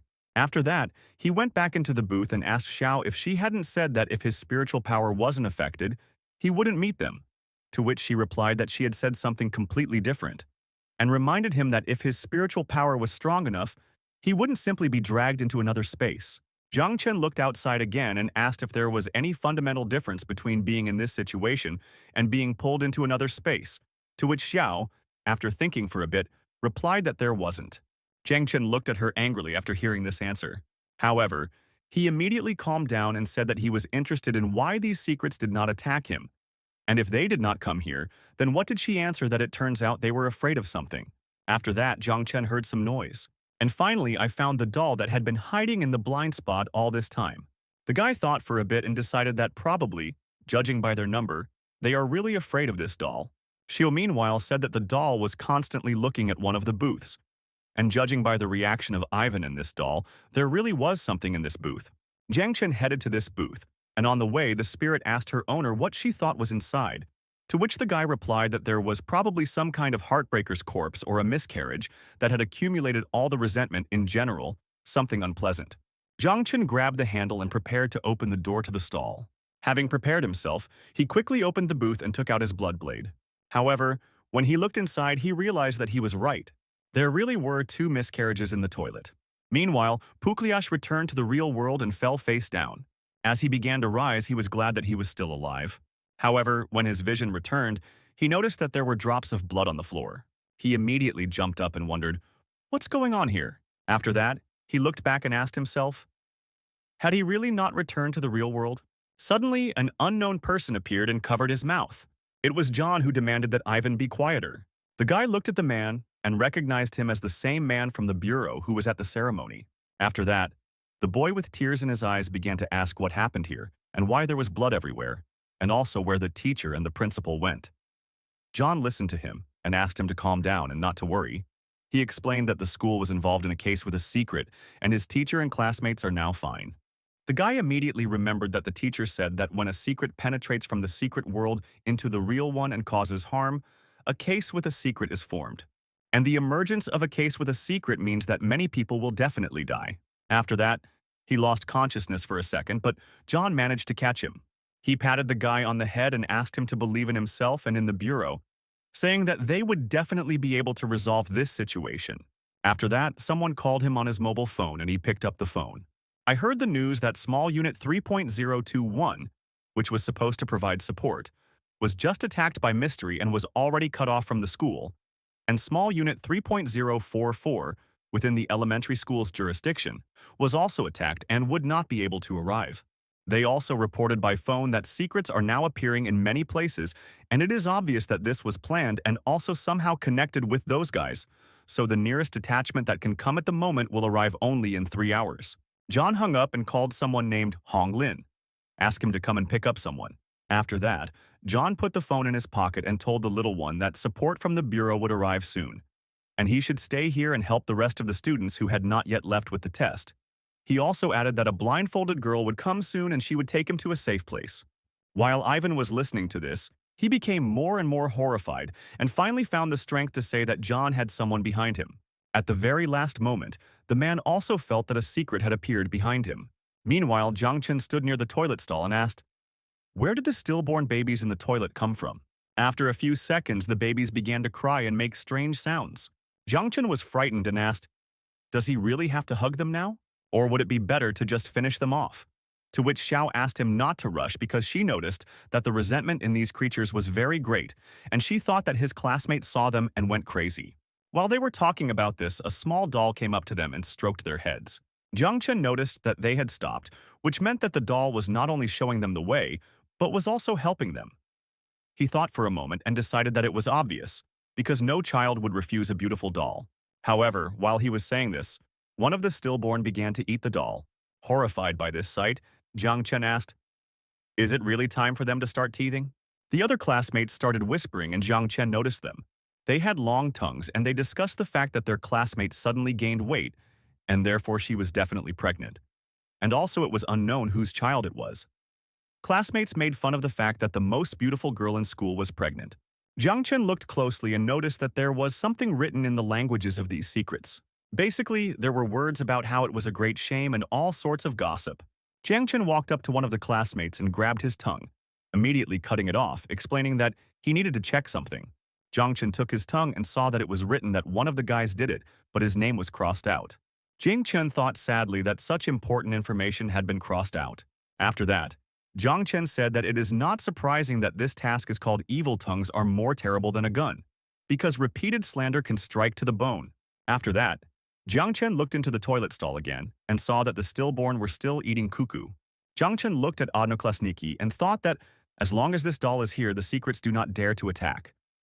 However, the doll was bitten by these creatures, so now there is no time, and we need to leave here as quickly as possible. Zhang Chen took the doll from the children and said that if they continued, he would beat them. Then he looked at his spirit and said that it was time for them to leave. By the way, in his thoughts he left the toilet and entered room 614. However, this time there was no girl here, and all the walls and floors were covered in blood. Zhang Chen realized that his assumptions were most likely correct, and that these two children were the children of this girl. However, for some reason he had a feeling inside that something was wrong here. When suddenly he heard her voice, this girl said that beauty does not come in old age but in youth. After that, Jungchen heard some noise outside. These were his classmates who dreamed of finishing him off. The girl's voice continued to speak in his head, that she was 18 years old, and at this most wonderful age, she became pregnant with a child from the most beloved person. For her, it was real happiness. Jungchen was wondering why all these mysteries were following them. Was it because there was a girl named Ju's room here? And what's more, Jungchen noticed that they seemed to have gone crazy, and on top of that, they were attacking each other.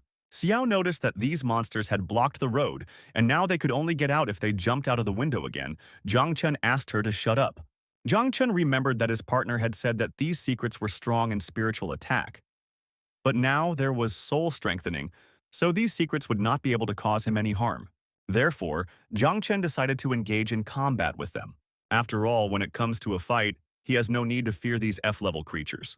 With a confident outlook on health, I decided that I needed to concentrate and achieve maximum strengthening of the soul. Xiu meanwhile was worried about her master and said that there were too many monsters here and he couldn't handle it. Ju's voice continued to say that, according to his demand, she got rid of the children, so why doesn't he still love her?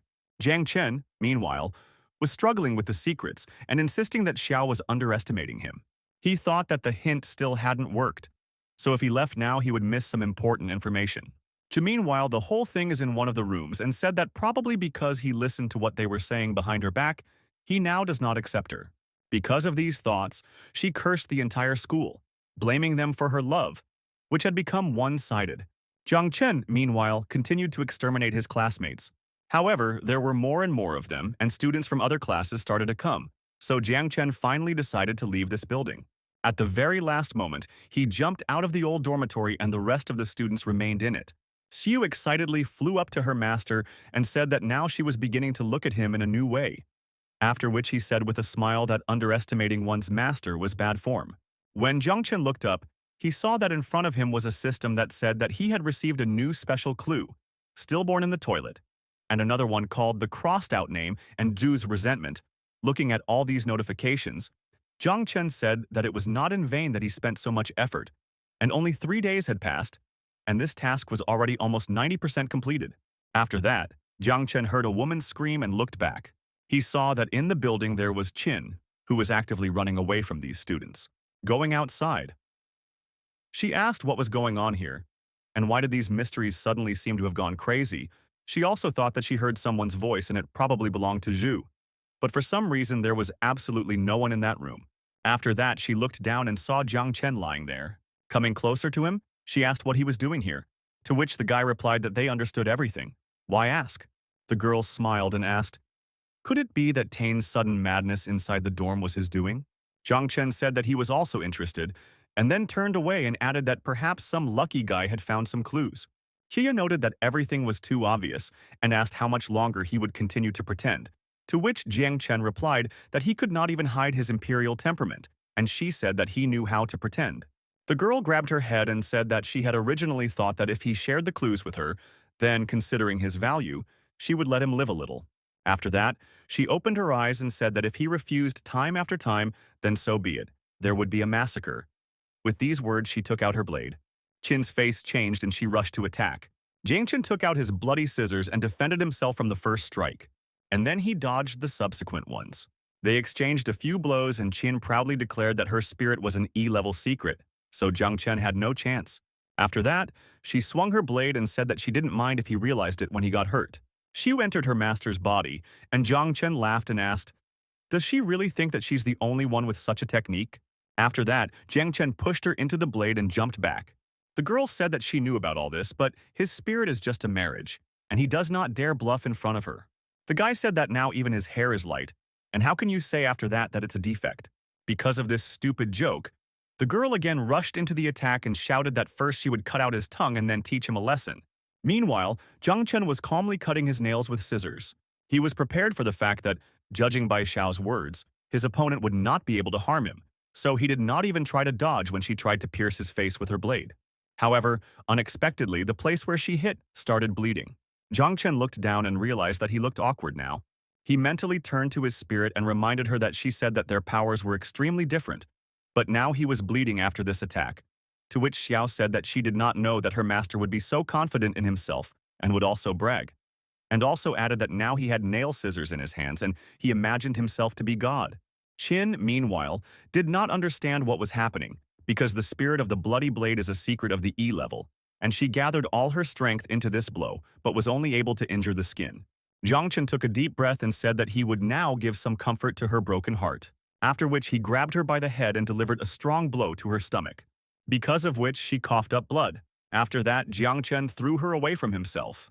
The girl rose a little and shouted that he had just broken her ribs, and her spirit immediately appeared and said that this guy's spirit was at least level D, and they needed to run away from here quickly. Xiao explained the situation by saying that she intended to immediately hide her aura when this mystery first sensed her. And if she doesn't have a head, it doesn't mean that she doesn't have a brain. She didn't want to create problems, but mystery itself forced her to. Qin insisted that it was impossible and asked her spirit if it was he who said that the spirit inside this guy was very weak, to which the spirit replied that now was the time for me to chat, and if they didn't leave here, they would die. The girl got to her feet and began to run away diligently. However, she was doing a rather poor job. Zhang Chen used his spirit's ability, and he dragged this girl into the church. After that, she fell to her knees and Zhang Chen flew up and said that initially, there was no enmity between them. However, she herself entered it. Towering over her, Zhang Chen said that she should have understood long ago how all this would end. Qian laughed and said that provoking him was the stupidest decision in her life. However, in the end, she wants to know how Zhang Chen was able to sign a contract with such a strong secret. Zhang Chen turned away and said that the reason was that he was very handsome. Xiao inside him immediately said that she would now take away her powers, and Zhang Chen would fall face down.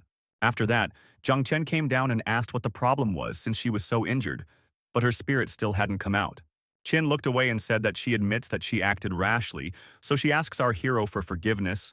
She also added that she has never knelt before anyone and asks him to visit her this time. In addition, she says that she will not touch him anymore.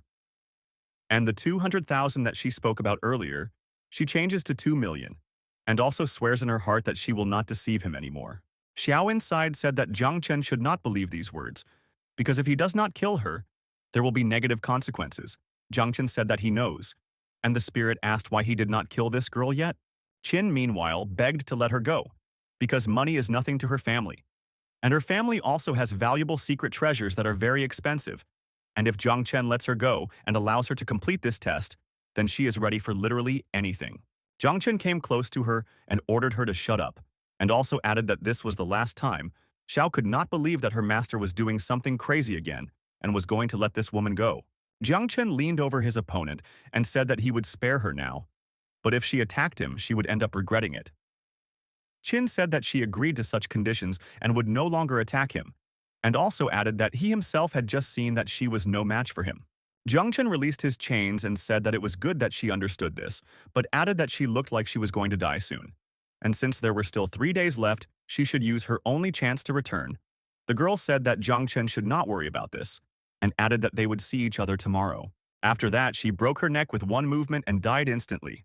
Jing Chen looked at this and said that it was cruel to himself, and Xiao still could not believe that her master had so easily let his opponent go. Jiang Chen said that they should move on, and the fact that she committed suicide so quickly proves that she has more than one chance for resurrection. Because in her mysterious family, from generation to generation, there were many test subjects, and they killed many secrets. So she must still have other techniques, and if they want to finally kill her, they need to find an absolute way. Xiao tried to argue. However, Zhang Chen was indignant because they had made great progress in the task, and now they still needed to find a way to destroy this woman. And in 3 days, the exam would end. And everything around looked worse than the nightmare regime. Xiao tried to calm her master and said that they should not be so pessimistic because, as they say, there is always a way out. Meanwhile, an unknown person was watching them. The man's name was Gu. He was an English teacher and also loved striped suits. At the same time, in the real world, a blindfolded woman calmed the students and said that as long as the candles of secrets were here, nothing would happen to them. After she talked on the phone, she said that besides, the support from the Bureau will arrive in 3 hours, so they should calmly wait here. However, the subscriber she was calling was unavailable, which made her clearly nervous. Meanwhile, John was struggling with an unknown secret in the assembly hall. But in the middle of the battle, another unknown person snuck up on him and knocked the weapon out of his hands. The blade fell near Ivan, who was very scared. While John was trying to escape from the clutches of one monster, the second secret rushed towards Ivan. The guy begged her to step back. John, meanwhile, threw his opponent away from himself and realized that the target of this secret was this student. However, it was too late. The secret had dealt a mortal wound. However, John managed to protect the student with his body at the very last moment. After that, Tina pulled her hand away, and John fell to the ground next to Ivan, praying that help would come as soon as possible. The man said that now the plan of the mysteries was obvious to him. They wanted to kill the future generation. But after that, he stood up and declared that while he was a Jeep, no one would dare touch even a hair of this child. Ivan, meanwhile, drew attention to the blade lying next to him. Taking hold of it, he stood up and said that he was also a fighter. He stood up and said that Jiang Chen still hadn't returned and added that this guy had protected him, and also used the only medicine on him, so he had to protect others. Ivan rushed into the attack with the words that he would definitely wait until Jiang Chen returned from the secret world. The next morning, the chemistry lesson started again. The teacher sadly noticed that it seemed like one of the students was missing. She also sadly said that it is impossible to be like him because the others could at least warn him. But this one just causes difficulties for the teacher. After that, she continued the lesson, during which the director's voice was heard, who said that he thought that they had experienced a lot of stress. Therefore, he decided to organize extracurricular activities for them. So he asks the teachers and students to go to the gym, where a meeting will be held. The students immediately began to leave the classroom and rejoiced that they would be able to skip classes. Jiang Chen thought that they had a final exam at stake, but here they still found a place for entertainment. And if only schools in the real world were like this. When Jiang Chen walked out of the classroom, he saw a guy with a pot and Qin standing in front of him. Qin immediately announced that the gray-haired Hu had died last night. Jiang Chen looked at them and asked if he was really dead. Yang looked away and awkwardly replied that this guy invited him to go with him to the abandoned dorm. But soon after they entered inside, some otherworldly force appeared. In the end, John said that he escaped, and that guy fell at the hands of this unknown force. He also added that in the morning he went to look for him but could not find him, and probably he has already disappeared forever. Jiang Chen immediately thought that if Ivan hadn't told him what he saw, Jiang Chen might even have believed these words. Xiao added that this guy smelled like a lie. After that, they all got to the gymnasium where the school principal checked if everyone was there and said that it was now time to make an announcement. After that, it announced that everyone has probably heard about the cat and mouse game. So today they will play it. The teachers will be cats and the students will be mice. After the bell rings, the game will officially begin and will continue until noon. They will have 15 minutes to hide, and the students are limited to the school building, while the final exam will also be moved up one day. And finally, students who perform well in the game will receive additional points on the exam. The director also added with a smile that if a cat catches a mouse, it will definitely eat it. When Jiang Chen heard that the final exam was tomorrow, he wondered, is it really okay to shorten the preparation time like this?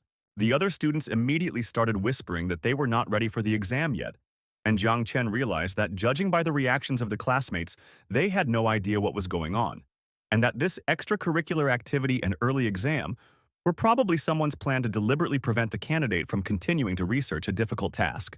The director, meanwhile, finished his speech and said that it was time to begin their game. A system immediately appeared in front of everyone and said that the students had an additional task to take part in a game of cat and mouse during the main task, and the system also gave a hint that mice should be wary of cats if they want to take part in the exam. Everyone immediately started running to find a place to hide, and only Jiang Chen stood in one place. The teacher looked at him and asked why he wasn't hiding. The system, meanwhile, gave him hints and showed the thoughts of these two teachers. The first one was thinking that thanks to the English teacher, the director finally allowed such an event to be held, and it was very interesting. And the teacher was already beside herself with the desire to cut all the so-called mice. Jiang Chen said with a smile that he just wanted to spend some time with his teachers. After that, Jiang Chen headed towards the exit and thought about how he remembered the teacher's words in Lesson 1 about the ancient history teacher being injured, and also Jiang Chen could finally see the English teacher who had never been on camera. And on top of all this, the crossed-out name suddenly changed right after making significant progress. So there were no coincidences here, and there was definitely a connection between all of this. Finally, the bell rang. The teacher immediately took out his chainsaw, and the teacher started making all sorts of potions. After this, the loudspeaker announced that the cats were starting to hunt. Jiang Chen was hiding in the most prominent place in the classroom when the teacher entered. Xiao asked if the owner was sure that this would work. Jiang Chen replied that it was best to hide in the most prominent place. However, the teacher immediately realized that Jiang Chen was hiding here. Jiang Chen suddenly noticed that his plan had failed miserably. The teacher had already swung his saw and was ready to cut this guy into two parts. After that, he sawed through this table, as well as the one who was behind it. And pleased with himself, he moved on. Jiang Chen climbed out and looked around. He breathed out calmly because he thought that the teacher would bring his saw down right on his head, but thank God he escaped. How surprised he was that one of the local students was able to turn himself into a desk. However, he quickly pushed those thoughts aside because there was something more important now, as the situation was starting to clear up a little. Ju became pregnant and the other students began to gossip about her. She eventually gave birth to twins in the downstairs toilet and killed them with her own hands. The girl couldn't stand the pressure from the cruel students and finally went crazy.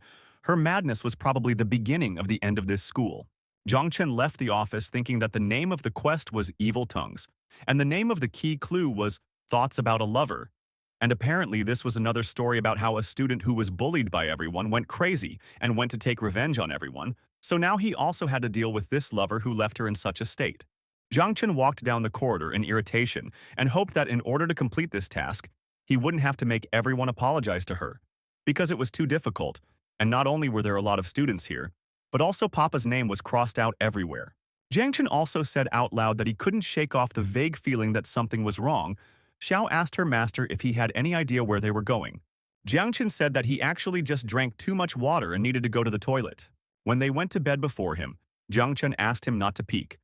Xiao replied that she did not need it and advised him to go quickly because everyone here was trying to escape. But he went to the toilet as if nothing had happened. After that, Jiang Chen noticed his classmate. He told her that this was actually a men's room, to which she replied that it was not the time of day and he should help her go to the toilet.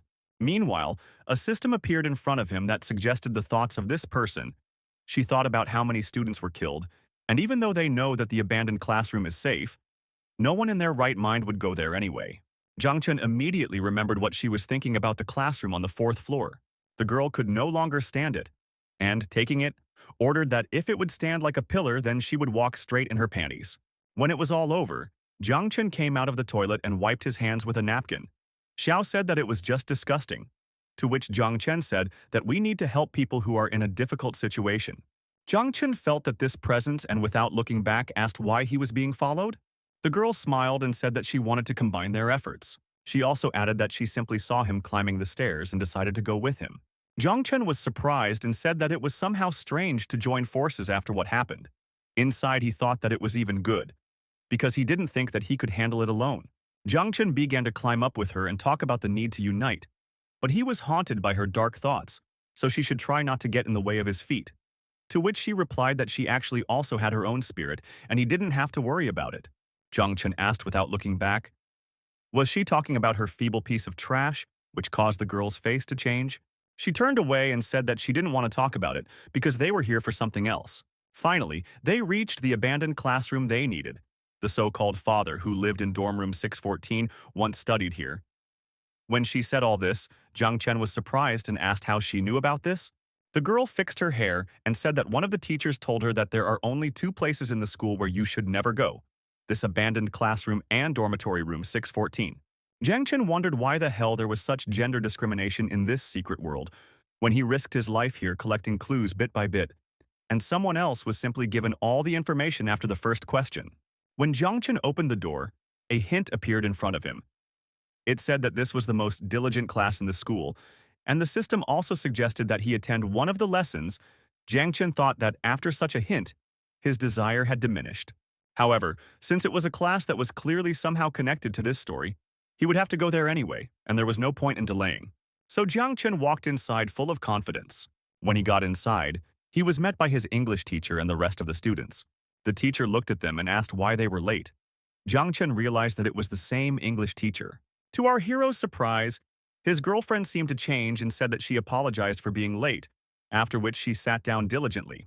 Jiang Chen asked what was wrong with her, to which Xiao replied that there was clearly a strong spiritual influence here, which is why she was already under it.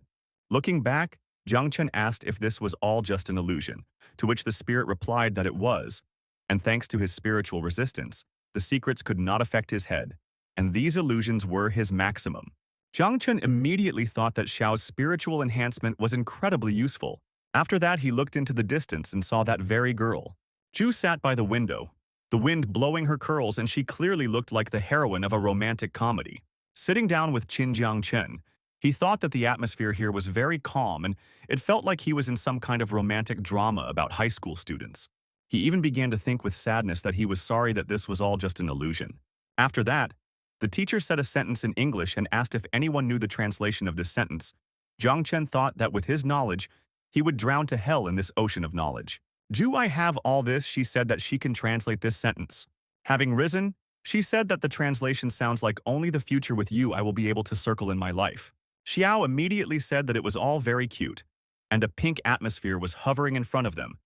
Jiang Chen thought that it turned out that Ju's lover was an English teacher from the very beginning, and he also thought that this secret world had already surprised him many times, but he could not have imagined that the problem of love between a student and a teacher would be revealed here. As a closed girl, Zhu didn't know how people would react to something as controversial as love between a teacher and a student. However, this is not the point now. The teacher smiled maliciously and said that it turns out that in their class there are a couple of students who don't give a damn and didn't even bother to put on a school uniform. The rest of the students immediately changed their appearance and seemed to look at our heroes. After that, they immediately pounced, and Jiang Chen wondered who said that this class was safe. After that, he immediately summoned his bloody scissors and killed one of the students. He continued to fight back, when suddenly he noticed that the others were attacking him differently, and for some reason her face was very tense now. Finally, she was able to escape from this trap and destroyed those who surrounded her. Jiang Chen realized that she had finally been able to free herself from that control. They immediately pressed their backs to each other, and the girl said that they needed to work together to get out of here, and they would be able to sort everything out after that. The English teacher said that if they were planning to run away, they shouldn't even hope to do so. Jiang Chen and Qin sensed the aura of the D rank, and it clearly did not make them happy. Jiang Chen wanted to shout that Xiao should have entered his body a long time ago. But unexpectedly, who would have thought that this would happen, but Qin pierced his body. She said in a cold tone that she was simply returning a debt. Jiang Chen, with a hole in his chest, said that people die in pursuit of wealth, to which the girl replied that she was simply not used to sharing with anyone. After that, she pulled out her blade and kicked it straight into the crowd of those angry students. And in the meantime, she began to run away. Jiang Chen grabbed his wound, thinking that he had expected something like this, and it was clear to him that she wasn't going to just let him go, so why the hell did he take this damn part in the verbal agreement? As soon as Qin left the classroom, she was met by a teacher with a chainsaw. The teacher slowly approached our hero and said that the game had finally come to its logical end, so it was time for him to go. Jiang Chen asked him to stop for 1 second because he wanted to show him something. After that, he took out the bow with an unperturbed face. Inside, he prayed that it would at least somehow help him, because he didn't want to die at all. The teacher took the bow in his hand and said that it was Ju's hairpin. After a few seconds, he asked how he got it, to which Jiang Chen replied that, in fact, he came here on a secret mission to save one of the victims. However, he got confused in his lie and said that in general, it doesn't matter how he got it. Jiang Chen stood up despite the pain and said that the English teacher was the one who suggested the hide-and-seek game, and he was also the one who was the father of the newborn Ju twins. The teacher looked at the student and asked what Jiang Chen was leading to. Jiang Chen said that apparently this surprised the teacher, and immediately added that in fact he knew much more than others thought. Inside, Jiang Chen was glad that this was so, and knew that the teacher would react exactly like this because, no matter how difficult the quest was, they could not force him to go one-on-one against a D-rank secret. And Jiang Chen finally realized that the burial urn only gave out useful items, so the hairpin could only belong to one student, Ju, who fell in love with the teacher because she got pregnant by him, and his name was crossed out everywhere because she wanted to protect her lover. Jiang Chen stood up and said that although the relationship between a teacher and a student was unacceptable, she really loved him.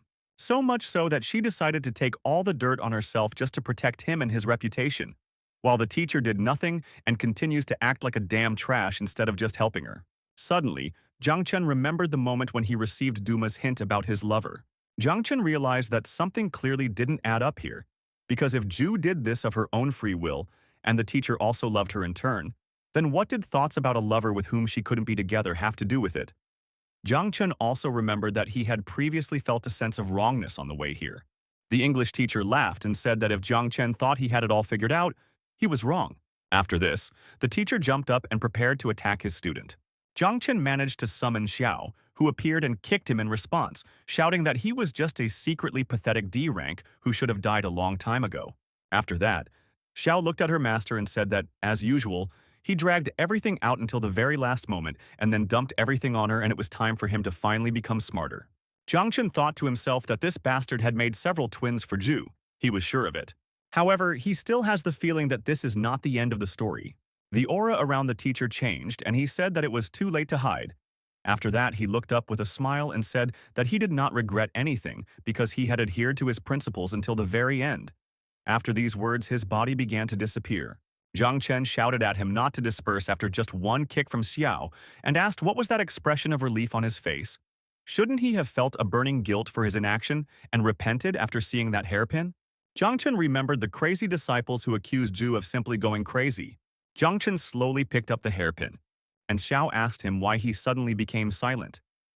Did he really guess something? Jiang Chen said that he didn't know anything yet, but the bell had already rung, which meant that hide-and-seek was over and they needed to go to the old dormitory again. Meanwhile, Qin appeared in her room with cool effects. Taking the artifact in her hand, she said that only thanks to this doll she was able to survive. The doll, meanwhile, began to disappear. It was a scapegoat, an artifact that allows you to transfer all damage to the doll once. The spirit that appeared next to her said that she had no more attempts at resurrection, and it was time for her to leave the secret world. To which she replied that she needed to check something first. The woman thought that if she left now, she would fail the main quest, and there was no point in even mentioning an additional floor, and she also didn't want to explain this to her family and father. The spirit asked where they would go now, to which she replied that it was time for them to go to the dorm. After just a few minutes, they met each other again. Jiang Chen smiled and asked, was she surprised by this sudden meeting? The girl simply remained silent. After that, she gained confidence and said that she did not want to kill him. She also said that she knew that he had resurrection, so she deliberately threw him to distract these creatures, because she needed to complete this quest at all costs. After that, she said that she was again offering 2 million in support from her family, finally saying that it would be simply stupid to refuse such a generous offer. Inside, she thought that, no matter how strong his spirit was, he would never overcome the D-rank secret. And if he was standing in front of her now, it meant that he had to die and spend his last resurrection point. The woman said with a smile that the last clue of this secret world should be in this building, and if he allows her to go with him, she will not claim a reward because she just wants to complete the main quest. She also tried to say that later, when they returned to the real world, she would repay him in full. But as soon as she said this, her gaze suddenly dimmed. The heart of Qin was now in the hands of our hero, literally. Qin couldn't believe that he actually went for it. Looking down, she asked why he did that. Isn't he afraid of what will happen? Jiang Chen replied that there were no special reasons and he was just used to keeping his word, that's all. Well, now Jiang Chen decided to say a few sweet words to her before she died. The girl watched with tears in her eyes as this guy pierced her body. Jiang Chen advised her to talk less in her next life and then crushed her heart. As soon as she died, her spirit left this body. Xiao said that it was getting quite cold and that was probably why the spirits ran away somewhere. Her spirit, meanwhile, was running away and did not understand how the fool managed to die, and on top of that, set him up. But he firmly decided that he was not going to die with her. However, while he was thinking about this, Jiang Chen suddenly caught up with him. I asked where he was rushing to. Jiang Chen asked him to stop and said that if the spirit did not obey, then Jiang Chen would simply kill him. The spirit was not going to stop and called our hero crazy. After which, Jiang Chen delivered one punch straight to his face and threw it into the school building. And then he ran up to him and asked if this was really his real body. After thinking for a bit, Jiang Chen even joked that he looked much cuter now. The spirit meanwhile apologized and said that he had nothing to do with it and he was simply fulfilling the terms of their contract, and if she died, then he could now become his spirit. Jiang Chen leaned over and asked if the spirit really wanted to make a contract with him and demand a bunch of sacrifices from him like it did with her. The spirit began to deny it and say that there would be no sacrifices and he himself was just very happy to make a contract with such a cool guy. Jiang Chen asked him to answer honestly, and first asked if Qin really sacrificed the lives of 13 of her classmates to sign a contract with him, to which the spirit replied that it was true when, however, she was just a bitch, and she could not compare to him in any way because he did not need any sacrifices to sign a contract with our hero. However, once Jiang Chen had obtained all the information he needed, he finished off that low-grade spirit. After that, Jiang Chen said that they had to finally find Zhu and finish this quest. Xiao asked, "Can it be that the owner doesn't even pack his equipment?" Jiang Chen looked at what was left of the spirit and was surprised by the amount of drops.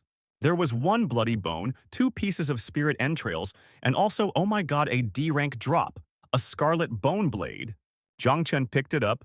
The description said it was unknown what this blade was made of, but it was very sharp. Xiao immediately said that the sword was actually quite good, since it was rare for a drop to come from a secret, and such E-rank artifacts were even rarer, and she didn't even expect that its owner would get anything. Holding the blade, Jiang Chen said that he always in such a handsome man as he is not in the status to wave some kind of scissors. I will note that they are more suitable for his style. Jiang Chen thanked his spirit and said that if she hadn't told him about it, he wouldn't have even noticed. To which she replied that she didn't need gratitude and all she needed was help in finding her beautiful head. Meanwhile, Zhu was making origami and talking about how much she loved her lover. She noticed that someone entered her room, and without even turning around, she asked if he killed him. Jiang Chen said with a smile that he killed. After this, the joyful man added that he could now say with confidence that he had buried him for good. After an awkward pause, Zhu asked if Jiang Chen wanted to hear her story, to which the guy replied that he didn't really want to. And he himself began to explain. He said that she gave up everything for him and even cursed the school just to make this love come true. At first, Jiang Chen thought that this was a tragic love story. After a short pause, Jiang Chen said that he had recently realized that he had been wrong, because the main thing in love is reciprocity, and then he asked if she was sure that he loved her.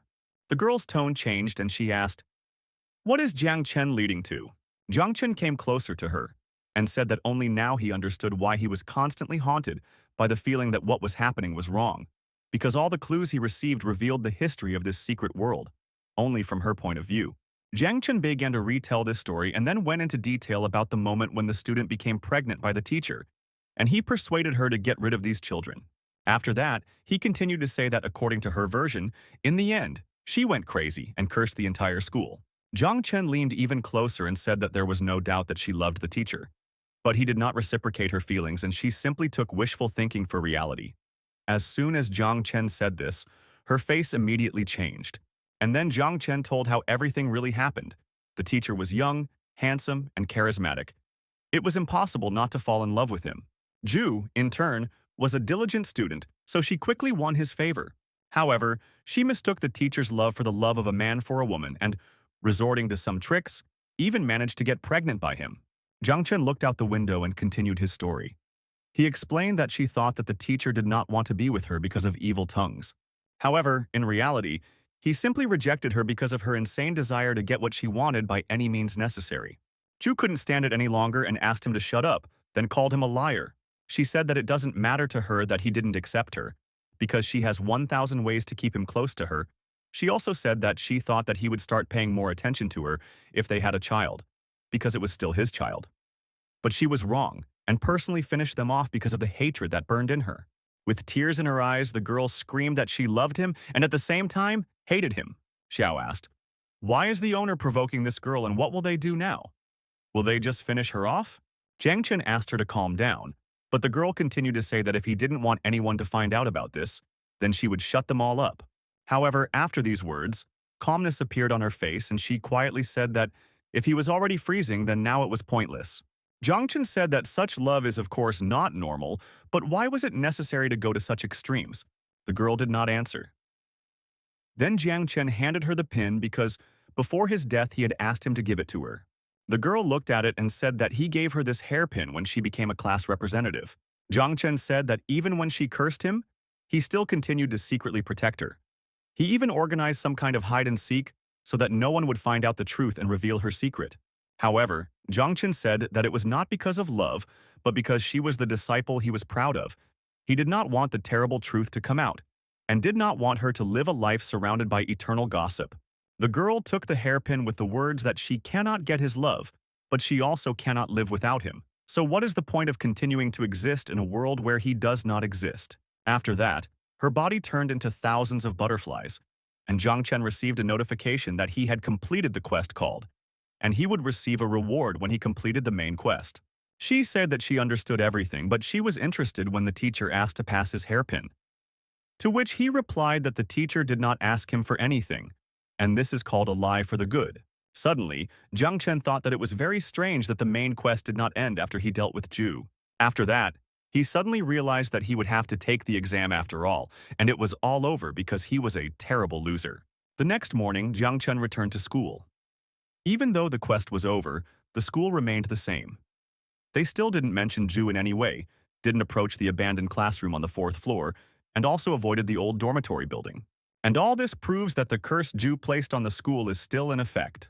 Could it be that even when she disappeared, she didn't want to remove her curse because in this way she even subjects her sister to this, and this is a truly crazy act. While Jiang Chen was thinking about this, a teacher came up to him and asked why he still hadn't answered the questions. Jiang Chen didn't even look at her and said that he was in deep thought, so he asked me to distract him. After that, Jiang Chen decided to take the test by trial and error and put the answers to the test with the thought that at least a couple of the answers would definitely match.